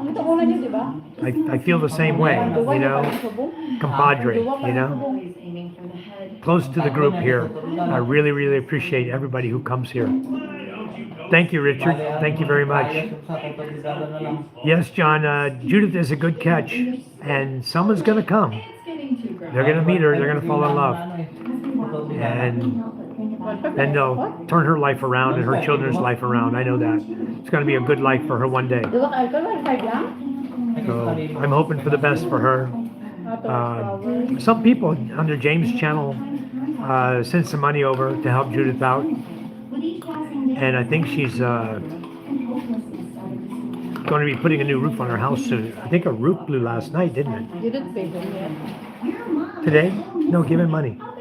I need to pay Dan. I haven't paid him No, yet. last time. The one, the other day. That's none of your business, Jordan. I knew there was no point in arguing. Yeah, we did. I gave him money. I paid him 500. I gave him 500 when we did Prios. I gave him 500. Yesterday I didn't pay him. I need to pay him. Yesterday, today. And today. So, I owe him 2 days. Yep. The money's in my bag. I forgot today, but I gotta give him. I didn't pay you yesterday, right, Dan? Yeah, because we didn't get paid. I just got paid today. Today's payday, guys. 9 people in the room. Thank you. Can I see some more thumbs up, guys? I got 6. That'd be awesome. Anyway, guys, to work over here in the Philippines, you need a 13A or an SRB. Just so you know, I work. I have a 13A. I have the gold card. And he deserves 500 for each day. Then 1,000 right there in my bag, in my wallet, inside my wallet. So now I'm doing aircon cleaning and repair, HVAC. And today I did 1 split type, 2.5 horsepower, and 1 horsepower window unit. Sometimes paid daily. Wait a second. how many times you clean already? 3 times? 2 times. 3. We cleaned 3,500, 2,500, and today 1,500. Just give him 50 pesos for today.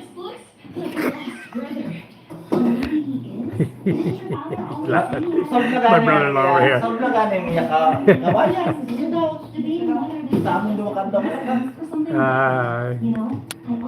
Always fun to tease him, you know. Anyway, he's helping me. He's my right-hand man in cleaning the air cons now. So we did a 2 horsepower cleaning and reprocess. Had no Freon in it. And then we did 2 other 2 horsepower reprocess. Had just topped up Freon on 2 other units. And then only clean the filters on the inside the hotel room. And so we made 3,500 the first day doing that.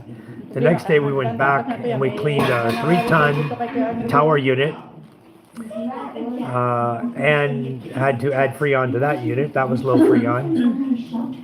So we bumped that one up a little bit, charged him 500 for the bump up, charged him 1,500 for the cleaning, and then we troubleshot a 1 horsepower TCL unit that the motherboard's bad on, and determined that that was in fact the case. The motherboard was bad.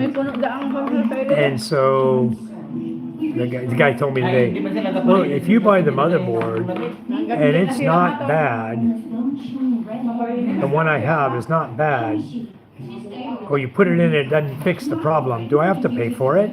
I said, no, I'll just take it back out and keep it. Not a problem. She's stable. I'll use it on the next customer. I got a lot of customers here with these TCL 1 horsepower units. A lot in this area. And the motherboards are burning out all the time, left and right. But I know it's this motherboard. It's this motherboard. Ted says, I've survived 3 years now with no aircon. Good on you, Ted. A lot of people can't do it. And we generally do it. I've got a little half horsepower in my bedroom. And when I was on my old solar system, we can't run it at night. We can only run it in the daytime. So maybe 2 o'clock to 3 o'clock while the sun's blaring hot, we turn it on for an hour. Cool the room down a little bit, take a nap, you know. But in the evening, it's just open the windows. And I have 12 volt DC fans, guys. I highly recommend you use a 12 volt DC fan because a lot of the 12 volt you can plug into 220. It's 220 to 12. And you can also, if power goes out, which get used to that in the Philippines, you take a small little motorcycle battery you pay 650 pesos for, and you can buy those little cheap chargers, like 500 pesos for a charger, to keep it charged up when you have power.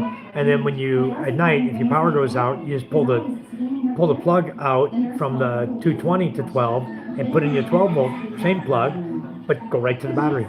And now you got a 12 volt fan running your room, keeping it cool. That's what I do. Highly recommend you guys don't buy 220 fans, buy the 12 volt DC fan, and you can buy a 220 to 12 volt DC adapter to plug it right into it and run it off 220. A little piece of advice for you guys that live here that just like fans. But I love fans. Fans all over my house. Yeah, we use fans also. I just upgraded my solar though, Ted, as you know, and now I can turn on my aircon for a few hours without worry about my battery being dead. But I'm going to buy a second battery. Right now I have 14,336 watts of power. I'm going to buy another battery, parallel it, and give me 28,600 watts. And the sun, on sunny days, I'm charging up my battery by noon, by 11 in the morning. My big battery is full charge. So I want to hook up a second one, and then I can keep a second one charged up. And I may even put a breaker on it so I can isolate it. So I just run off the one going to the Solus inverter. I may just run the one battery, and if I need that extra power, kick on the breaker and run my aircon all night if I want to. I just bought a brand new aircon, guys. It was a 1 horsepower inverter unit. I got it sitting right over here in the box. 1 horsepower inverter, and I paid 15,000 and change for it. I just bought it yesterday, or the day before. When we were in Masbate City, I bought it. We were at a birthday party. And I bought a new freezer, because even though I'm an HVAC tech, the freezer is pretty much beyond repair. You have your shelves, they're supposed to be nice and flat. Well, over on the wall side, where the Freon lines come into it, it's like this. It does like a bend down on both sides. It's like a bend down like that, and then the pan goes across, so it's broken. And it's gotten to the point where I'm starting to lose Freon. And my wife said, oh, just fix it. I said, you can't just fix it. All of the trays are dropped half an inch to 3/4 inch. They're broken. The metal's bent down, and now somewhere in it, it's got a very, very slow leak. Already maybe a month, and still the first 2 or 3 trays are still freezing ice. So it's a very, very slow leak. So I have a stop leak that I import from Italy as another product I sell, and I can inject that because freezers are about 1 to 2 psi. The 600 R600 Freon freezers that we're using, inverter freezers, have a slight positive pressure, 1 to 2 psi, and I think that'll be enough to force the liquid, the Aircom Extreme Ultra. It'll pass through with the Freon as it's circulating, and it'll find the leak and stop it. So I need to inject that one and see if I can't stop the leak. But anyway, One worry I have is, can I live with no aircon or very little? Yes, Richard. I mean, you're from Chicago. It gets hot in the summer there. It's cold in the winter. But here, it's hot all the time. It's going to be your call. It's hot all the time, and it's 80 and wet, or it's 80 and dry. We only have 2 seasons. Okay, we're in wet season right now. This is rainy season. So what I recommend when you come here to visit for your first time, do not come during rainy season, because it's also typhoon season. If you're in Cebu, and like Ted can tell you, I can tell you, if I'm in Masbate Island, I'm just the next island from Cebu, just one island over. When shift comes here shortly, we're going to see a shift. There's Judith. Oh, she's so fast. Wearing a cute little dress. Hi, Judith. I have some new people on here. I even have a new guy named Richard on here. Say hi to Richard. Hi, Richard. Richard's in Chicago. You can't see him, but he's in Chicago. Anyway, Judith is the one, Richard, we were talking about earlier. She's the one who's got 5 children and she's single. One day you'll get solar, but your electric bill is only $1,800 a month. That's good. You're going to spend a lot more for solar. And if you're not experiencing a lot of brownouts, just keep your grid power. Because the money you're spending for solar can buy a lot of months of power running your aircon, okay? Believe me. I just spent, what did I spend? My goodness. I added to my system. In solar panels alone, I've got probably 50K. I've got 98,000 in a battery, and I've got 78,000 in the inverter, and another probably 8,000 in the wiring and connectors to hook it all up, and the breakers. So solar is not cheap. If you got the means to do it, certainly do it. If you're like I am, I'm off the grid now. And I didn't have much of a grid anyway, guys. My grid was 70 watts a day. 70 watts of power limiter coming from the village generator to me. That's it. So when they limit your power like that, and the power only comes on at 6 p.m. and goes off at 11 p.m. in the province, that is our generator time. That's when my brother turns on the generator. Yeah, he's a generator operator for the village. So he ons it at 6 p.m., sits around with his buddies drinking, 11 p.m., turns it off. Done. His job's done.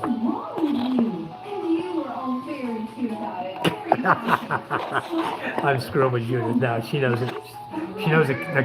She usually says, everyone look to the left, and she's always on the left side of you. Everyone look to the right. What are you working on, Judith? Bingo? No. First ball? Huh? Lotto. Oh, lotto. She's doing the lotto here. Anyway, yeah, Ted, as long as you don't have a lot of brownouts, don't worry about coming off the grid, dude. Solar is really expensive. You start having issues, at least have money prepared to put solar in. That's what I would do. But I wouldn't do it until you need it. 2 air cons, $5,000 a month electric bill. Keep them clean, John. Just keep the filters clean and clean the units every 3 months. Pressure wash them out. Keep them clean and you'll have a low electric bill all the time. I got another idea for you, John. Okay, I know you're probably not doing this yet because nobody ever heard of it before I started talking about it. At night, or daytime really, at night you want to plug in your refrigerator, and at night or daytime, morning 6 a.m. unplug your refrigerator, and your electric bill should drop about 1,000 pesos a month. Trust me, it works. I've done it for years. My wife and I did it all in Bacoor. We lived. We had like a 1,400 electric bill, and we're running a 2 horsepower aircon, keeping it clean and not running it all the time, running it to cool down the room, and then running fans to keep us cool. And our electric bill was like $1,400 a month because I would do that every day. that refrigerator can run you some money, especially if it's an older one. The newer inverter type don't take hardly any power, you know. But if you unplug them in the daytime, they take up even less power. Save money, cut your electric bill down big time. In a month's time, it's a lot of savings. Because if you're not buying ice cream and trying to keep ice cream in your freezer, everything else stays cold. You know, you don't have a bunch of kids opening the door all day long, getting drinks out of it. Even in my house with 3 kids, they're not always in and out of the fridge. Rarely do they go in the fridge. So I highly recommend, especially if you're on the grid, to at least turn it off during peak hours. 9 a.m. to 5 p.m. Don't run your refrigerator, guys. And you will find your electric bill stays very low. Because you're not paying 12 kilowatts per hour during peak time. You're paying 12 kilowatts per hour at 6 a.m. Once 9 o'clock comes, it's 15 kilowatts per hour, or 15 pesos per kilowatt hour. And by 12, you're up to 18 pesos per kilowatt hour. And by 3 p.m., you're up to 20 or 22 pesos per kilowatt hour. They're seriously tiered like this, the electric bill. And you can watch your electric bill, you'll see it.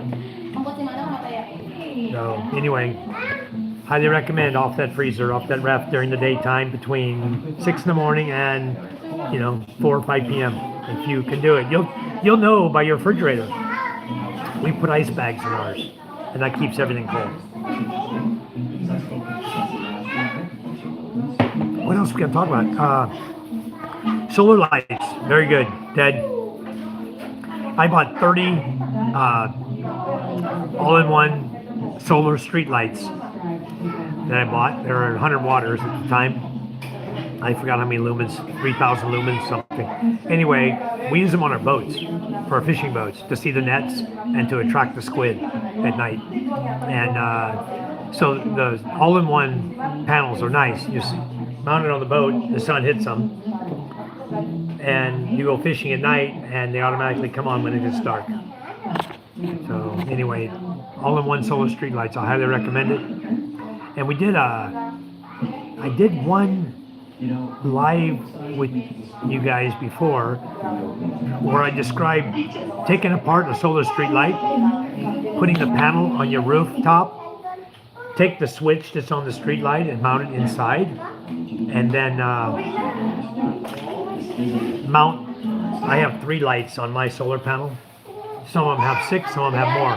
You could actually mount those 3 lights in the ceiling of your home, and they'd be operated by solar power all the time. You could use them to keep your house lit up at night, all evening when it's dark outside. Anytime there's not enough light, the sensor wouldn't show it. You can turn the light on and off with the switch. So you can put it on a regular light switch if you wanted, and you can just have your lights in. Like if I was going to do it here, for example, where my ceiling fan is, I could put one on that section of ceiling, and then the next section where I have recessed lighting, I put it right there in the middle. Just put solar lights there, one on each one, and I could light up my whole house with a solar street light, split up, taken apart, and put it into my ceiling. So you guys can do that as well. Yeah, Richard, we don't like to play matchmaker, but every time Judith comes around, I throw the camera her direction for any new guys who might possibly be interested, but it's up to them. It's not up to me. Yeah, the payback is decades for everybody. In my case, I would literally have nothing here. I wouldn't be able to make ice. I wouldn't be able to do anything with 70 watts of power. You can only run a couple light bulbs, 6 LED lights, and you're out of power. So yeah, it's a necessity in some areas of the province where their genset power is only for 6 hours a day or 5 hours a night. You have to have another source of power, or you're going to live like Madoff. It's not going to be fun. Your life's not going to be fun. You have to buy your ice like all the neighbors do. They come here to buy ice constantly all day long, buying ice because I sell ice, because I have power. They don't. JJ says, hi, my lady. Blue kisses to Judith. John Double says, hello, Judith. We'll try, Michael. Have a big fridge, freezer, American style. Oh, my goodness, John. Do it for 1 month. Note your electric bill because your electric bill is probably pretty steady the same every month. Okay? Take a look at your electric bill and do what I told you. 6 in the morning, unplug it, or buy a little timer from Ace Hardware, electronic timer, or the one where you can manually set the times, a little plastic red and black you can pull out to set the time. You buy a little timer, really cheap on Shopee or cheap on Ace Hardware, wherever, probably cheaper on Shopee. Plug it in the wall, set the time to go off at 6 a.m. and come back on at 5 p.m. and watch your electric bill. You can thank me later, John. You will. I guarantee you. You're going to say thank you. You're going to save a lot of money. Your wife's going to be so happy. Another 1,000 pesos she can go spend on something else. 1,100. Your size, maybe 1,100 pesos a month savings. Michael Paul says, do the brownouts cause the board burnouts on the units? Yes. Solar and surge suppression systems probably help with that. Yes. We run AVRs.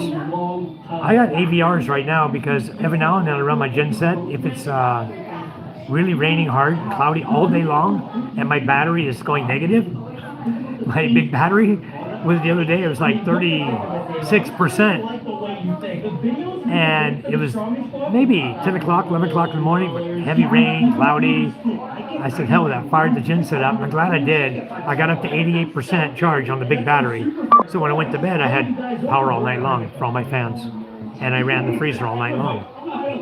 But brownouts cause a lot of problems. And if you don't have a voltage regulator attached to your unit, your TV, your inverter refrigerator, your normal refrigerator, doesn't have to be inverter, any refrigerator, air con, anything you're running in your house, if you're running off a genset or you're running on grid power, I highly recommend an AVR. I'm going to show you guys a cheap AVR. Let me see if I have power. Hold on. No, I'm at 2%. I'm going to bring an AVR right to you and show you. Give me just a second. I'll grab one and show you. It's called Secure. The name is Secure Automatic Voltage Regulator. Look on Shopee. They're about 286 pesos, I think. I just, Max Santa over in Pilar in Sorsogon, that's on the Patriot, Conservative Patriot Facebook page that I moderate with him. He's the owner, the admin.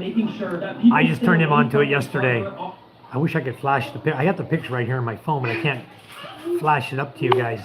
I wish we could do something like that. That would be really cool on live feeds. But I have one right here. I want to grab it real quick and show you.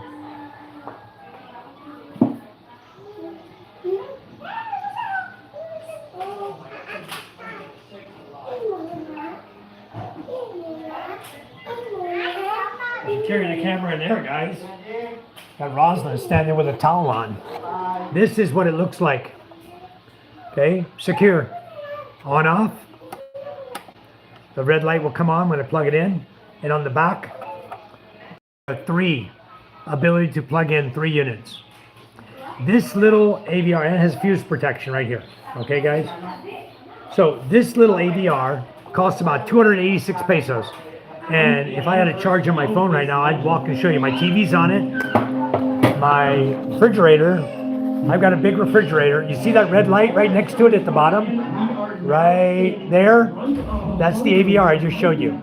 My refrigerator, this big, is plugged into this little AVR. It runs it beautiful. It's an inverter refrigerator. So I'm only using like, 0.98 kW per month or something. 94 watts per, it runs on about 94 watts, so very, very low use. No, Ted, I've not seen any units with a built-in AVR. None. The inverter units definitely don't have it. And if you're running an inverter like I am, this refrigerator right here, the Fujitsu, that's a 4-door, freezer's on the bottom, refs is on top. That's a big unit. And if you're running that directly on your power and they start going into brownouts, the power is fluctuating so bad, you're going from probably 215 up to 230, 240, dropping up and down, up and down, up and down, and then bang, you got no power. And all of a sudden, bang, power comes back on, your inverter board's going to fry. you're not gonna have a fridge anymore. It's gonna kill it. It may handle it a couple times. It's not gonna last very long. Same with your TV. These brand new smart TVs, they don't have built-in AVRs. Lightning outside, guys. If there's lightning, turn your TV off. Unplug it. I'm not joking. Had a TV blow the hell up on me. Lightning storm outside, all of a sudden, my TV fried. Now, what the hell? Unplug your TV, guys, or have it on an AVR. It needs protection, okay? These are the cheap ones, but they're very good, very reliable, secure. My gaming computers, I've got 6 gaming computers on the front porch for the kids from the village to come do gaming. Every system is plugged in to an AVR, a couple of them into one AVR, like that. And that's how I run my entire gaming system. My freezers outside, I got 2 freezers running right now. Both freezers are plugged into a 1500 AVR, a big unit that I bought. You know, the guy recommended I buy it when I first bought a freezer, so I bought it. I'm glad I did. My freezers have never died because of blackouts or fluctuations. But the generator here in our village, I had it hooked up to my inverter, to my 3000 watt SNAT inverter, and you can watch the power level. You can see exactly what the inverter, what their gen set is on, what power it's producing.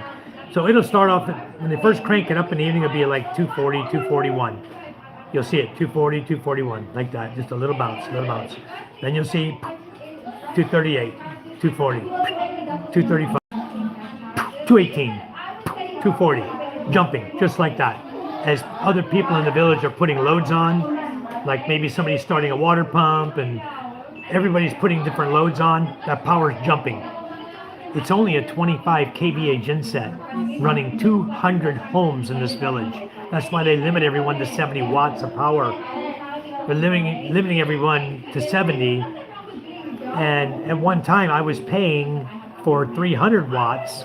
I had the S5 plan for 300 watts. But it was my father-in-law had paid for the 2 lines, one for his house, one for mine. But we paid the bill every month. So then he wanted to run his freezer, and we were going all solar. And so we bought our solar. He put the S5 or S3, whatever it is, 300 watt on his home. So he will pay the bill. The 3,600 a year is what you pay. It's 300 pesos a month electric bill here. But you're only getting 5 hours of power, so go figure it all out. Yeah, guys, go Ted and buy these. Look for them, secure. Look on Shopee, you'll find it. I think yesterday I looked and I believe it was $286, and I sent the link over to Maxana, and he's gonna buy for his house. He's also going all solar. But guys, you know what I do? Even though I'm all solar right now, I'm on solar power. All my lighting in my house right now is all solar. I'm still running my AVRs on my refrigerator and on my TVs and stuff because I don't want to go back if I'm starting up my generator and go putting in AVRs everywhere again, you know? I just leave them. The power going through them is clean as can be. 230.5 volts. That's exactly what my inverter is putting out. 230.5. And it's clean. It's not 231, it's not 230. Dang, I have super clean power on solar. 230.5. Steady as a rock. But I still have these hooked up. You know, why have to go hook them up when you're going to run the generator? Speaking of generators, guys, there's nothing hard about running a generator connected to your home. So I'll tell you how to do it. The most simple way you can. If you have a circuit that's a 20 amp circuit, for example, mine's only a 5 kVA genset, all right? So if I have all 20 amp circuits in my house, other than my 63, my main is 63 amps. So I have 20 amp breakers everywhere. So I put an outlet in my genset room. Okay, just a standard plug outlet with 12 gauge wire on it, so I can handle 20 watts of power, or 20 amps of power, sorry. And then what I did is I built a male extension cord. It's got a male on each end, male plug on each end. So from my generator, I've got my 220 coming out to an extension cord type outlet with 3 plugs on it. Then to energize my home and turn off my solar, I walk out because my solar comes in through the main. So I walk out and I flip off the main breaker on my main panel. Now there's no power going to my house. I take my gen set with a double male end on it. I start up my generator. I plug in the cord. I plug in the other cord to the outlet on the wall. The whole house lights up. My gen set is now powering my entire house. And I can run my 1/2 horsepower aircon for hours when the gen set's running. I set the voltage up around 238, and it's just an analog gauge. So I just put it, estimate 238 to 240, that area. That's where I set the needle. And it's fluctuating a little bit because it's a belt drive. And so you're going to get those fluctuations. I'm running a 6.4 combination pulley, double belt. So I'm getting ready to change to a 6.3. I've got the 3-inch out there. Just got to get out there and change it. And I'll run a 6.3 combination, which allows me to lower the RPM on the motor and still get the same power out of the generator.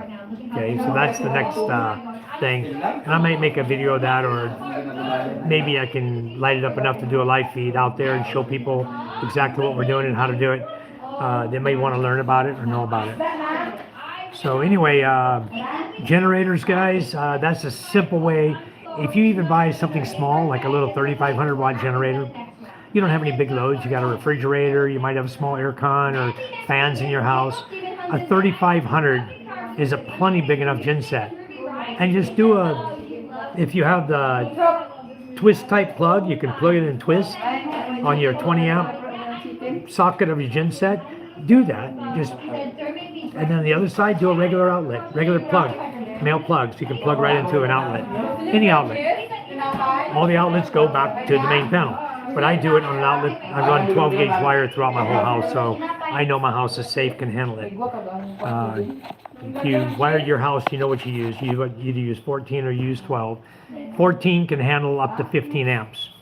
So if you're running a small generator, 3,500 watts, 15 amps is fine. It'll handle it just fine.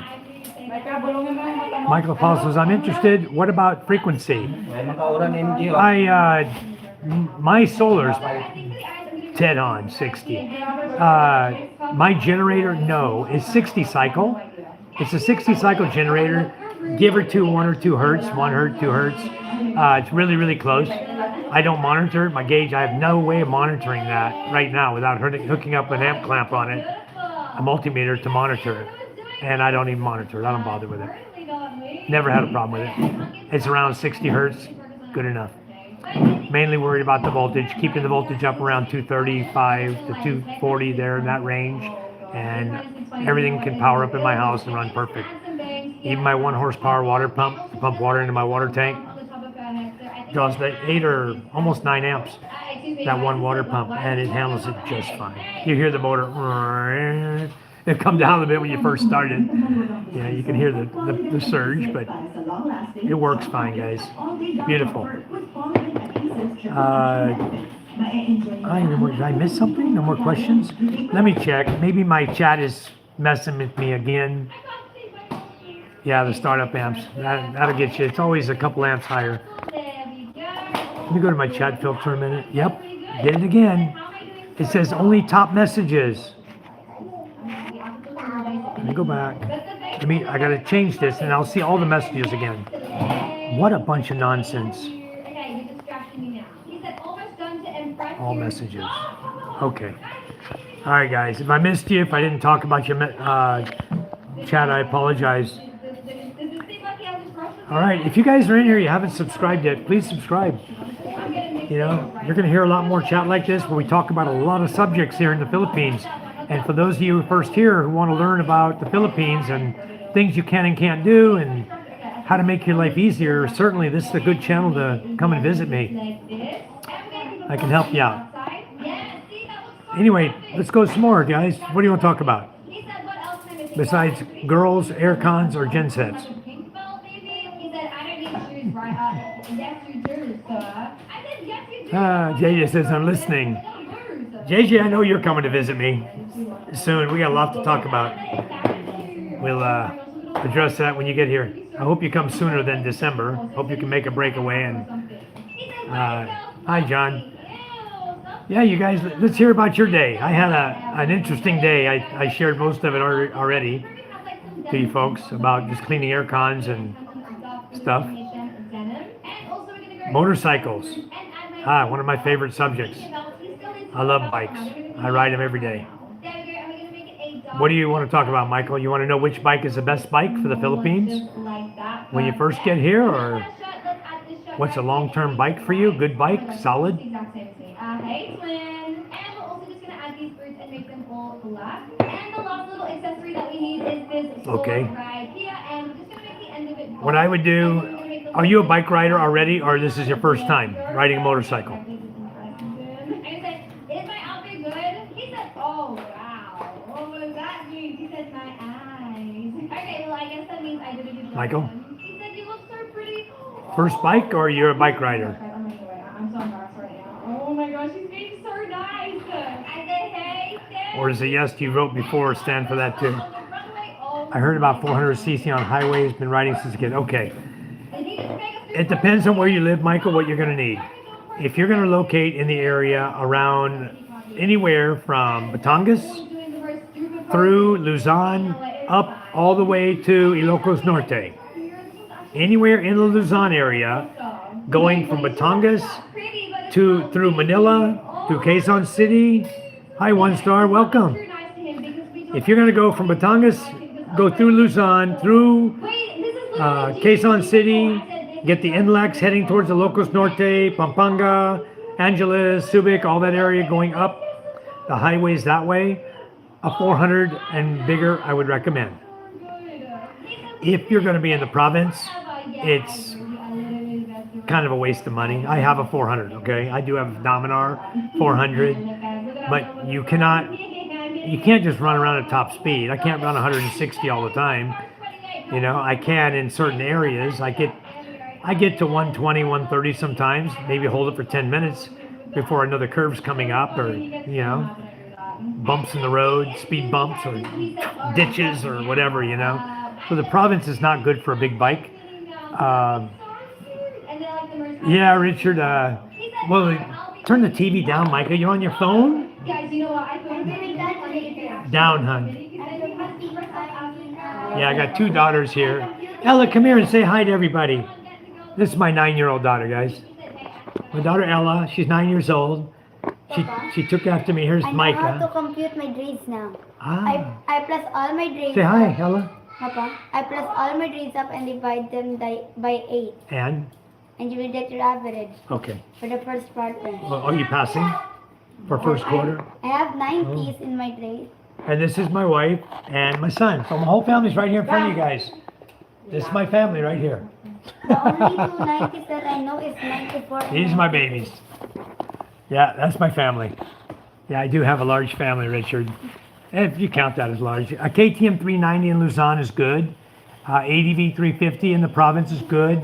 They also have the Honda, it's a Honda ADV 160. Really nice bike, guys. Put a back box on it. Nice bike, very nice. The Honda ADV 160 says 1 star, and 350 are what I'm looking at for 2-up riding.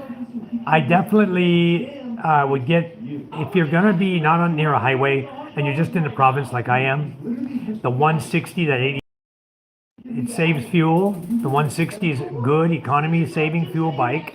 When you stop at a light, the engine stops. As soon as the light turns green, you just accelerate and you're going again. Why do you have a remote to my phone? Because I put it there. Why? Because you lost the remote yesterday, remember? Anyway, Michael, I know, is your girlfriend, I think your girlfriend, your LDR is in Batangas, right? I know you mentioned before you were thinking of moving to Batangas. from Batangas, you're going to go highway a lot. I'll tell you right now. If you have a girlfriend there, she's going to be wanting to go to Manila here and, go into the big malls and go to Lipa and, everywhere you go, you got to take a highway out of Batangas. You might don't take the national highway. You might as well have a big bike. So 400 is a good bike. There's a lot of 400. There are 400 scooters you can buy, the scooter style. There's 400 cruisers. You have the 500. What's that one? The 500 made by Honda Rebel. Nice little bike. You got a 650 Kawasaki that right now is running 438,000 pesos. It's a 650 cruiser by Kawasaki. Very low seat profile, very comfortable bike. One star. I'm 6'4", 200, so I want a little bigger bike than a Click or something.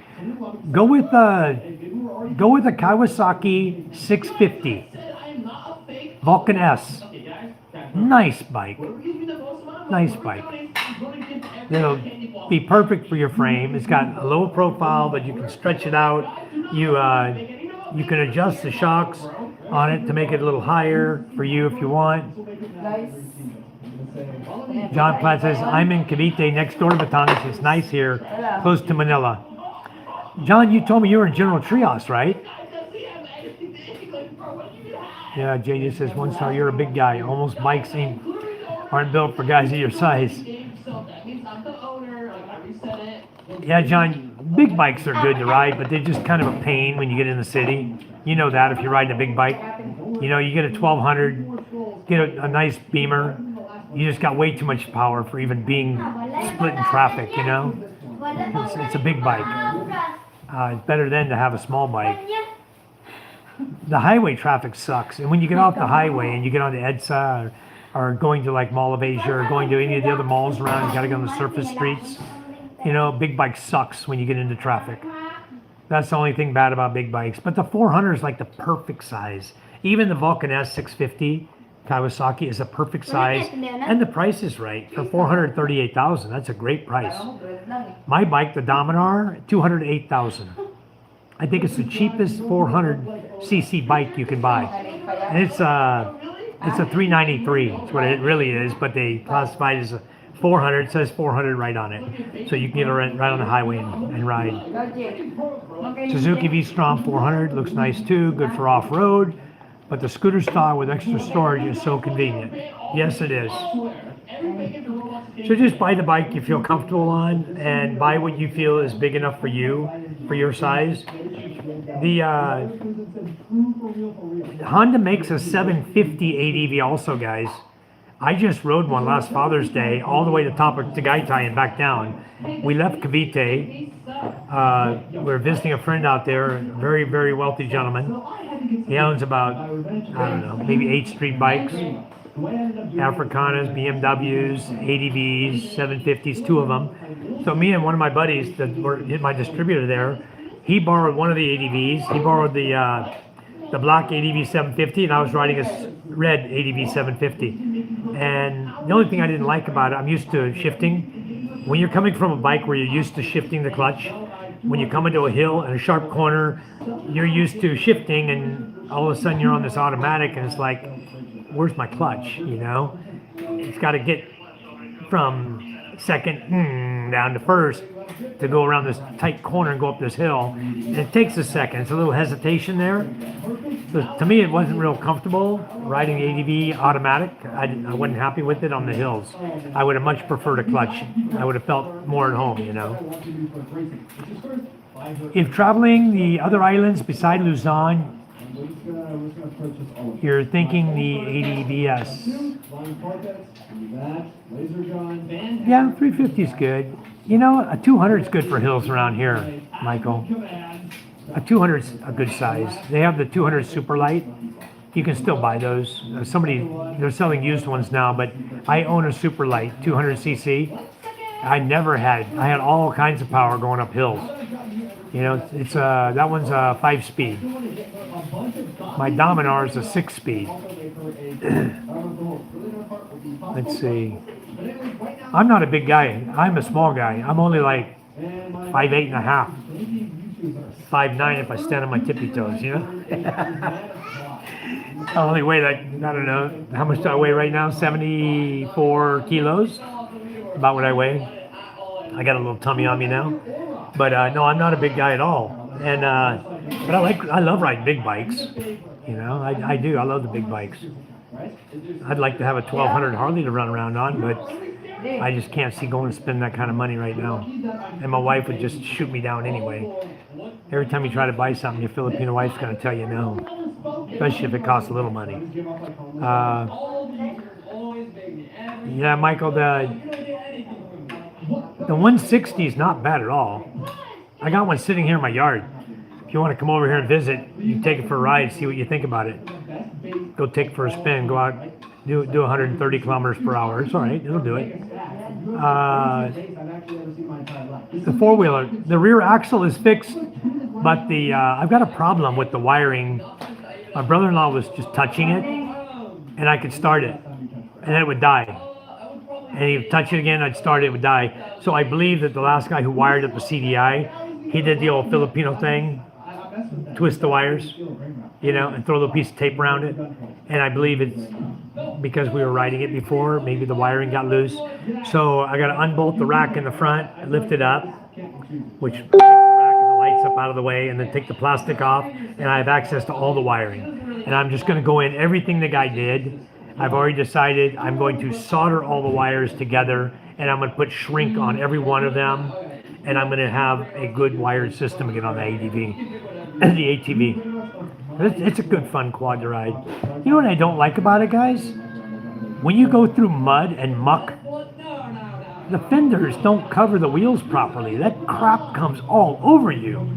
You talk about getting dirty. You get dirty really quick here in the mud. So, KTM 390, Honda CFR 300 is popular there for bigger guys. Yeah, KTM 390, I know a few friends that ride that bike. I see a few for sale too, so why would they sell them? I don't know. Michael says he's 5'10", 190. The Honda's good. The 160, the 350 is good. The Kawasaki Vulcan S would be good. The Kawasaki Vulcan S is more expensive, the 650. It's $435,000. The ADV 160 runs about 130,000. The 350, I don't know. That's probably more. It might be more than the Vulcan S. It's probably running around 400,000 for that bike. Are you on the leaderboard? I don't think so. You got to get ready for work. Okay, Michael, go ahead and get ready for work. We'll just talk about whatever anybody else wants to chat about. We covered a number of subjects tonight, but that's good. Bikes seem to be really popular, guys, here. But if you're going to be here for any length of time, get your Philippine driver's license, and don't listen to the negativity of people saying you can't get a license here and this and that and this and that. Go somewhere and get a license. They will give you a license. It doesn't have to be in the... You'll find out soon enough. You'll go to one, the guy says, oh no, you need a 1-year visa, blah, blah, blah. Well, the only way to get that is get married and take your wife out and come back and get a balikbayan. That's the easiest, quick way to get one. And then in the meantime, be doing your 13A visa. Work on your 13A visa, which is a permanent resident visa. But after you've been here for, your first stay is 29 days. Your second stay is 59. Then, I don't know all the new rules today, but we used to get, apply for a 6-month. And I think some of the immigrations still will give a 6-month visa. And with the 6-month visa, with the ACRI card, get your tourist ACRI card, guys. Pay for it, 5,000 pesos or whatever, 6,000. Get your ACRI card. You can't open a bank account without one.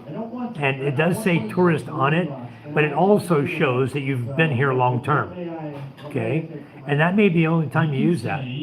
You know what? I'm gonna be nice. You can So the take best thing to do is get your bike endorsement here in the U.S. before you go to the Philippines.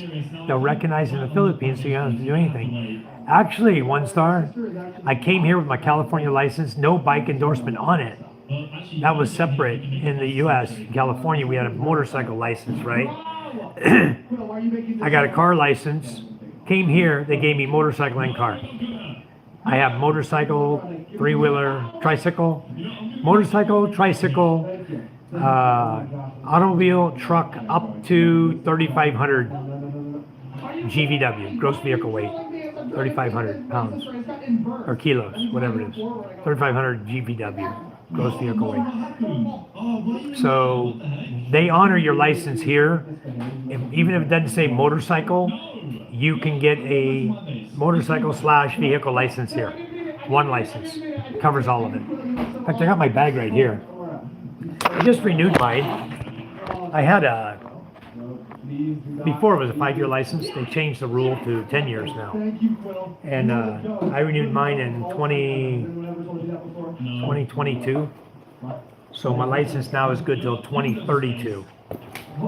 And if you look on the license, right in the top, in the front right here, it'll say DL codes, driver's license codes, okay? And you'll see a list of codes there. Mine is, these are typical, what you're gonna get when you just go from the US or any other country and you get a license here. A, A1, B, B1, B2. And those are A, motorcycle, A1, tricycle, B, up to 5,000 kilo gross vehicle weight, 8-seater. B1, up to 5,000 kilo gross vehicle weight, quiet. Don't demand. Say please or nothing. B1 is up to 5,000 kilos gross vehicle weight, 9 or more seats. And B2 is goods, 3,500 kilos gross vehicle weight. Okay, so you can have a cargo truck that can carry up to 3,500 gross vehicle weight, and you can drive that legally with goods in it. Okay, so a lot of guys are doing trucking, especially here in Masbate, they're doing trucking. So those are the codes, what they mean. When you get beyond that, it is code C is goods greater than 3,500 kilos gross vehicle weight. D is a bus, okay, 5,000 gross vehicle weight, 9 or more seats. BE is trailers, okay, vehicles pulling trailers, 3,500 kilos, and CE is articulated. So articulated loaders, tractor trucks. Those are, and then you get it in the professional. You're going into professional licensing, which I don't think they're going to give a foreigner. It would surprise me if a foreigner got a professional license here. I think you'd probably have to show permanent resident visa or SRRV before you could even take the test for a professional, because you're going to have to be a permanent guy here. Because if you're not, the way the laws are written is it's all about for the Filipino, the jobs, and they don't want a foreigner coming up here and taking the job of a Filipino. And all the truck drivers are Filipinos here. If you come in as a foreigner, you try to get a professional license, you'd be taking away a job of a Filipino. So they kind of frown on that stuff. But I don't know the honest, everything, all the ins and outs about it. I think with the SRV, you could do it, especially if you have your own corporation, want to drive your own truck. You can just tell them, look, I have a corporation, I do trucking, I want to drive my own truck. I was a truck driver in the US, I want to get a truck driver's license here. They probably let you. It's easy to get licensed in the Philippines. It's extremely easy. You know, you go pay the fixer 2,500 pesos and you give you a driver's license, and they'll also give you an international license. If you want to drive it internationally, another 1,000 pesos to give you an international license. I used to have one. My first license here was, I went to the LTO in Las Piñas, okay? And I think you can still go there and get licensed very easily as foreigner. You go do you go to medical, okay? And the medical examination now puts it online to the LTO, Land Transportation Office. They send over your medical results directly over to the LTO. So it's already there when you apply for your license, when you go fill the application out. Okay. So you pay, what do you pay? 350, 400 pesos for a medical exam. Then you go into the LTO, Land Transportation Office, you grab the application for license. You tell them I'm a foreigner, here's my license, I would like to apply for a Philippine license. Then they're going to tell you what your requirements are, whether they want to see your ACRI card, or maybe you show them that and your old license together, and the guy doesn't say nothing. Fill the application out, sir. You fill it out, and then the last time I went to get my license, the guy, he took my old license, 5-year license. I was just renewing, and I had no marks. If you have any marks against you, you stay at the whatever license you got. You're a 5-year license holder, you stay there. If you're a 10-year license holder and you get a ticket, the next time you go to renew, you're now a 5-year license holder. They reduce it back down to 5. So you can't get any tickets to maintain the 10.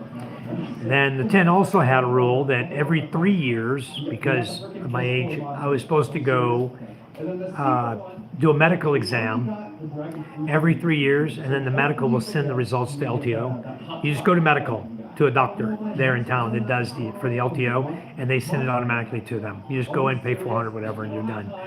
And you do that every 3 years. Then they changed that rule to say, no, not required. Your license is 10 years. No need to go do all that. So that's where it kind of stands right now when you get your license. Yeah, they do 1 star. Always. They have a lot of checkpoints. Checking license only. They don't check your ORCR. They've never asked me for papers, ever, in all the years I've been here. And usually, when I come through, they know me because I've been here so long that unless I'm in Masbate City, where they always get an influx of new cops that don't know nobody, in Masbate, in Balud, where I live, they just wave at me, you know, they know me. I don't get stopped on my bike or on my, in my truck, never get stopped there. But in the city, I do get stopped all the time. Even in the truck, you roll your window down, have your license in your hand. The police, PNP walk up, look at your license, and if you have it in your wallet, you just hold your wallet up. You won't touch your license. They just look at it. Okay, Mr. So-and-so, thank you very much. You know, enjoy your stay, or whatever you'll say, you know, just something. Let you go. I was going to talk to one more thing that just popped into my head was for these checkpoints, the easy way to spot them, guys, is look for a number of motorcycles pulled over on the side of the road, and you know a checkpoint's coming.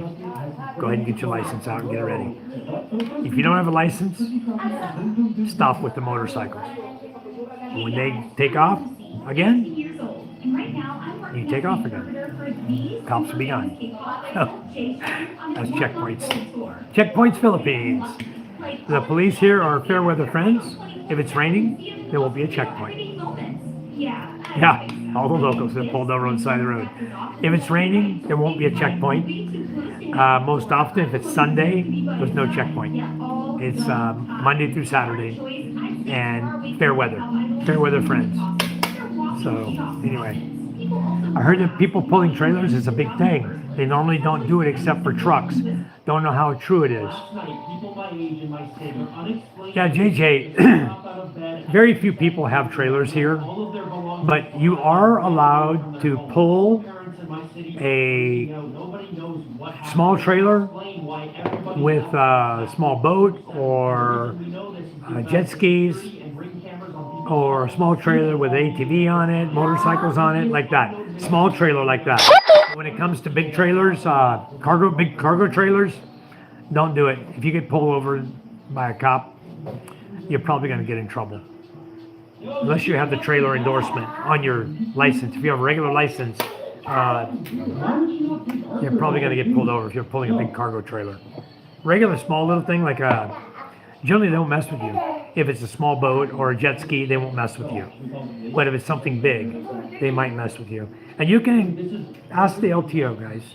The best thing to do if you have any questions, for specific things you want to do, always clear it with the LTO before you do it. Or don't do it. Because there's going to be some cop who's going to disagree with the LTO until he realizes that the LTO told you to do it, you know.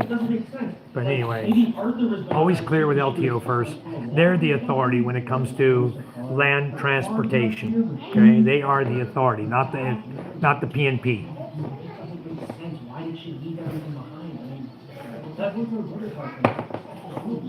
If you guys haven't subscribed yet, please do. I'm on the other side now. I got 10 people watching, 11 thumbs up. I wish I had more. You know, the other day I had 150 viewers and I only had like 11 thumbs up, 11 likes. 150 viewers came and watched and left. Average time of duration was 9 minutes. And if 150 people had come in and enjoyed it and subscribed to our channel, I would hit the 500 mark 3 days ago. It would have been awesome. Will you ever use one of your boats to transport people for island hopping, or the locals have that locked down? No, I use my boats all the time. There's nothing to stop me. I just make sure we have life jackets on board. It's if you're going to use it for earning money, I mean, if somebody's going to go with me, I'm not going to say, hey, they didn't. I'm not going to say they paid me. I'm not going to admit it. They're not going to admit it. You know, their relatives or friends taking them for a ride over Gigante Island. You know, even if they do pay to go, that's between me and them, and nobody's going to know. And no Coast Guard here anyway going to screw with me. I know all the Coast Guard guys too. So we use our boats all the time. We had 17 people on my big boat one day and went to Gigante Island. That was fun. We got there in about 3.5 hours. We're cruising along about 10 knots usually. It takes about 3.5 hours to get over there. But yeah, we use them all the time for that. One Star. We use them whenever anybody says, hey, can I get a ride over here? You know, or my family says, let's go to Carlos, let's go to Panay, let's go to Rojas. Wherever we're going, jump in the boat and go, you know. If we're going to go to that island, to Panay Island, we're going to take our boat. It's much cheaper to take my boat than it is for me to take a boat like James and Karen did. My boat is about, I would say we probably spend probably $2,000 total. That's with paying the crew and paying for just the trip there and back, paying the crew daily wage, which is $500 per man, and paying the fuel, which is about 1,000 pesos to get to Panay Island. So it's 1,000 to get there and back. So it's about probably all in with food, drinks, everything, having a good time. We probably spend 3,000 pesos. And if you take the trip that Karen and James took with the motorcycle, that was 2,400. 2 people on a bike. A bike is the same, 800. And you can negotiate the bike price. They're going to try to tell you 1,000 because you're a foreigner. And just tell them, look, I just came across before. I only paid 800. And boom, it'll be 800. That easy. What's the plan for that native house on the beach that you used for the boat, Captain, that moved off for work? I'm curious. I was looking at it today. I even made a video today of that house. And the plan is to finish the septic, put in a toilet, put in a water tank above it, so I can have water to a sink and water to the CR and a shower.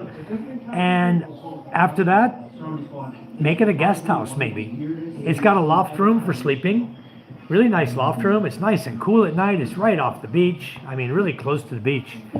And very nice for living, for sleeping in. Even got its own dirty kitchen. Can I watch TV? Huh? Can I watch TV and Micah's using the phone? Yes, you can. Mike is not using the TV right now. MJ likes what you like anyway. So yeah, I probably will at some point rent it out. And James, I don't think James is on it right now. He's probably live with Ray on another stream. But I'm going to talk to James. I got a little plot of land right above that house. I have 3,395 square meters on that lot. And so James and Karen were looking at a little area over here, and the lady gave them a price.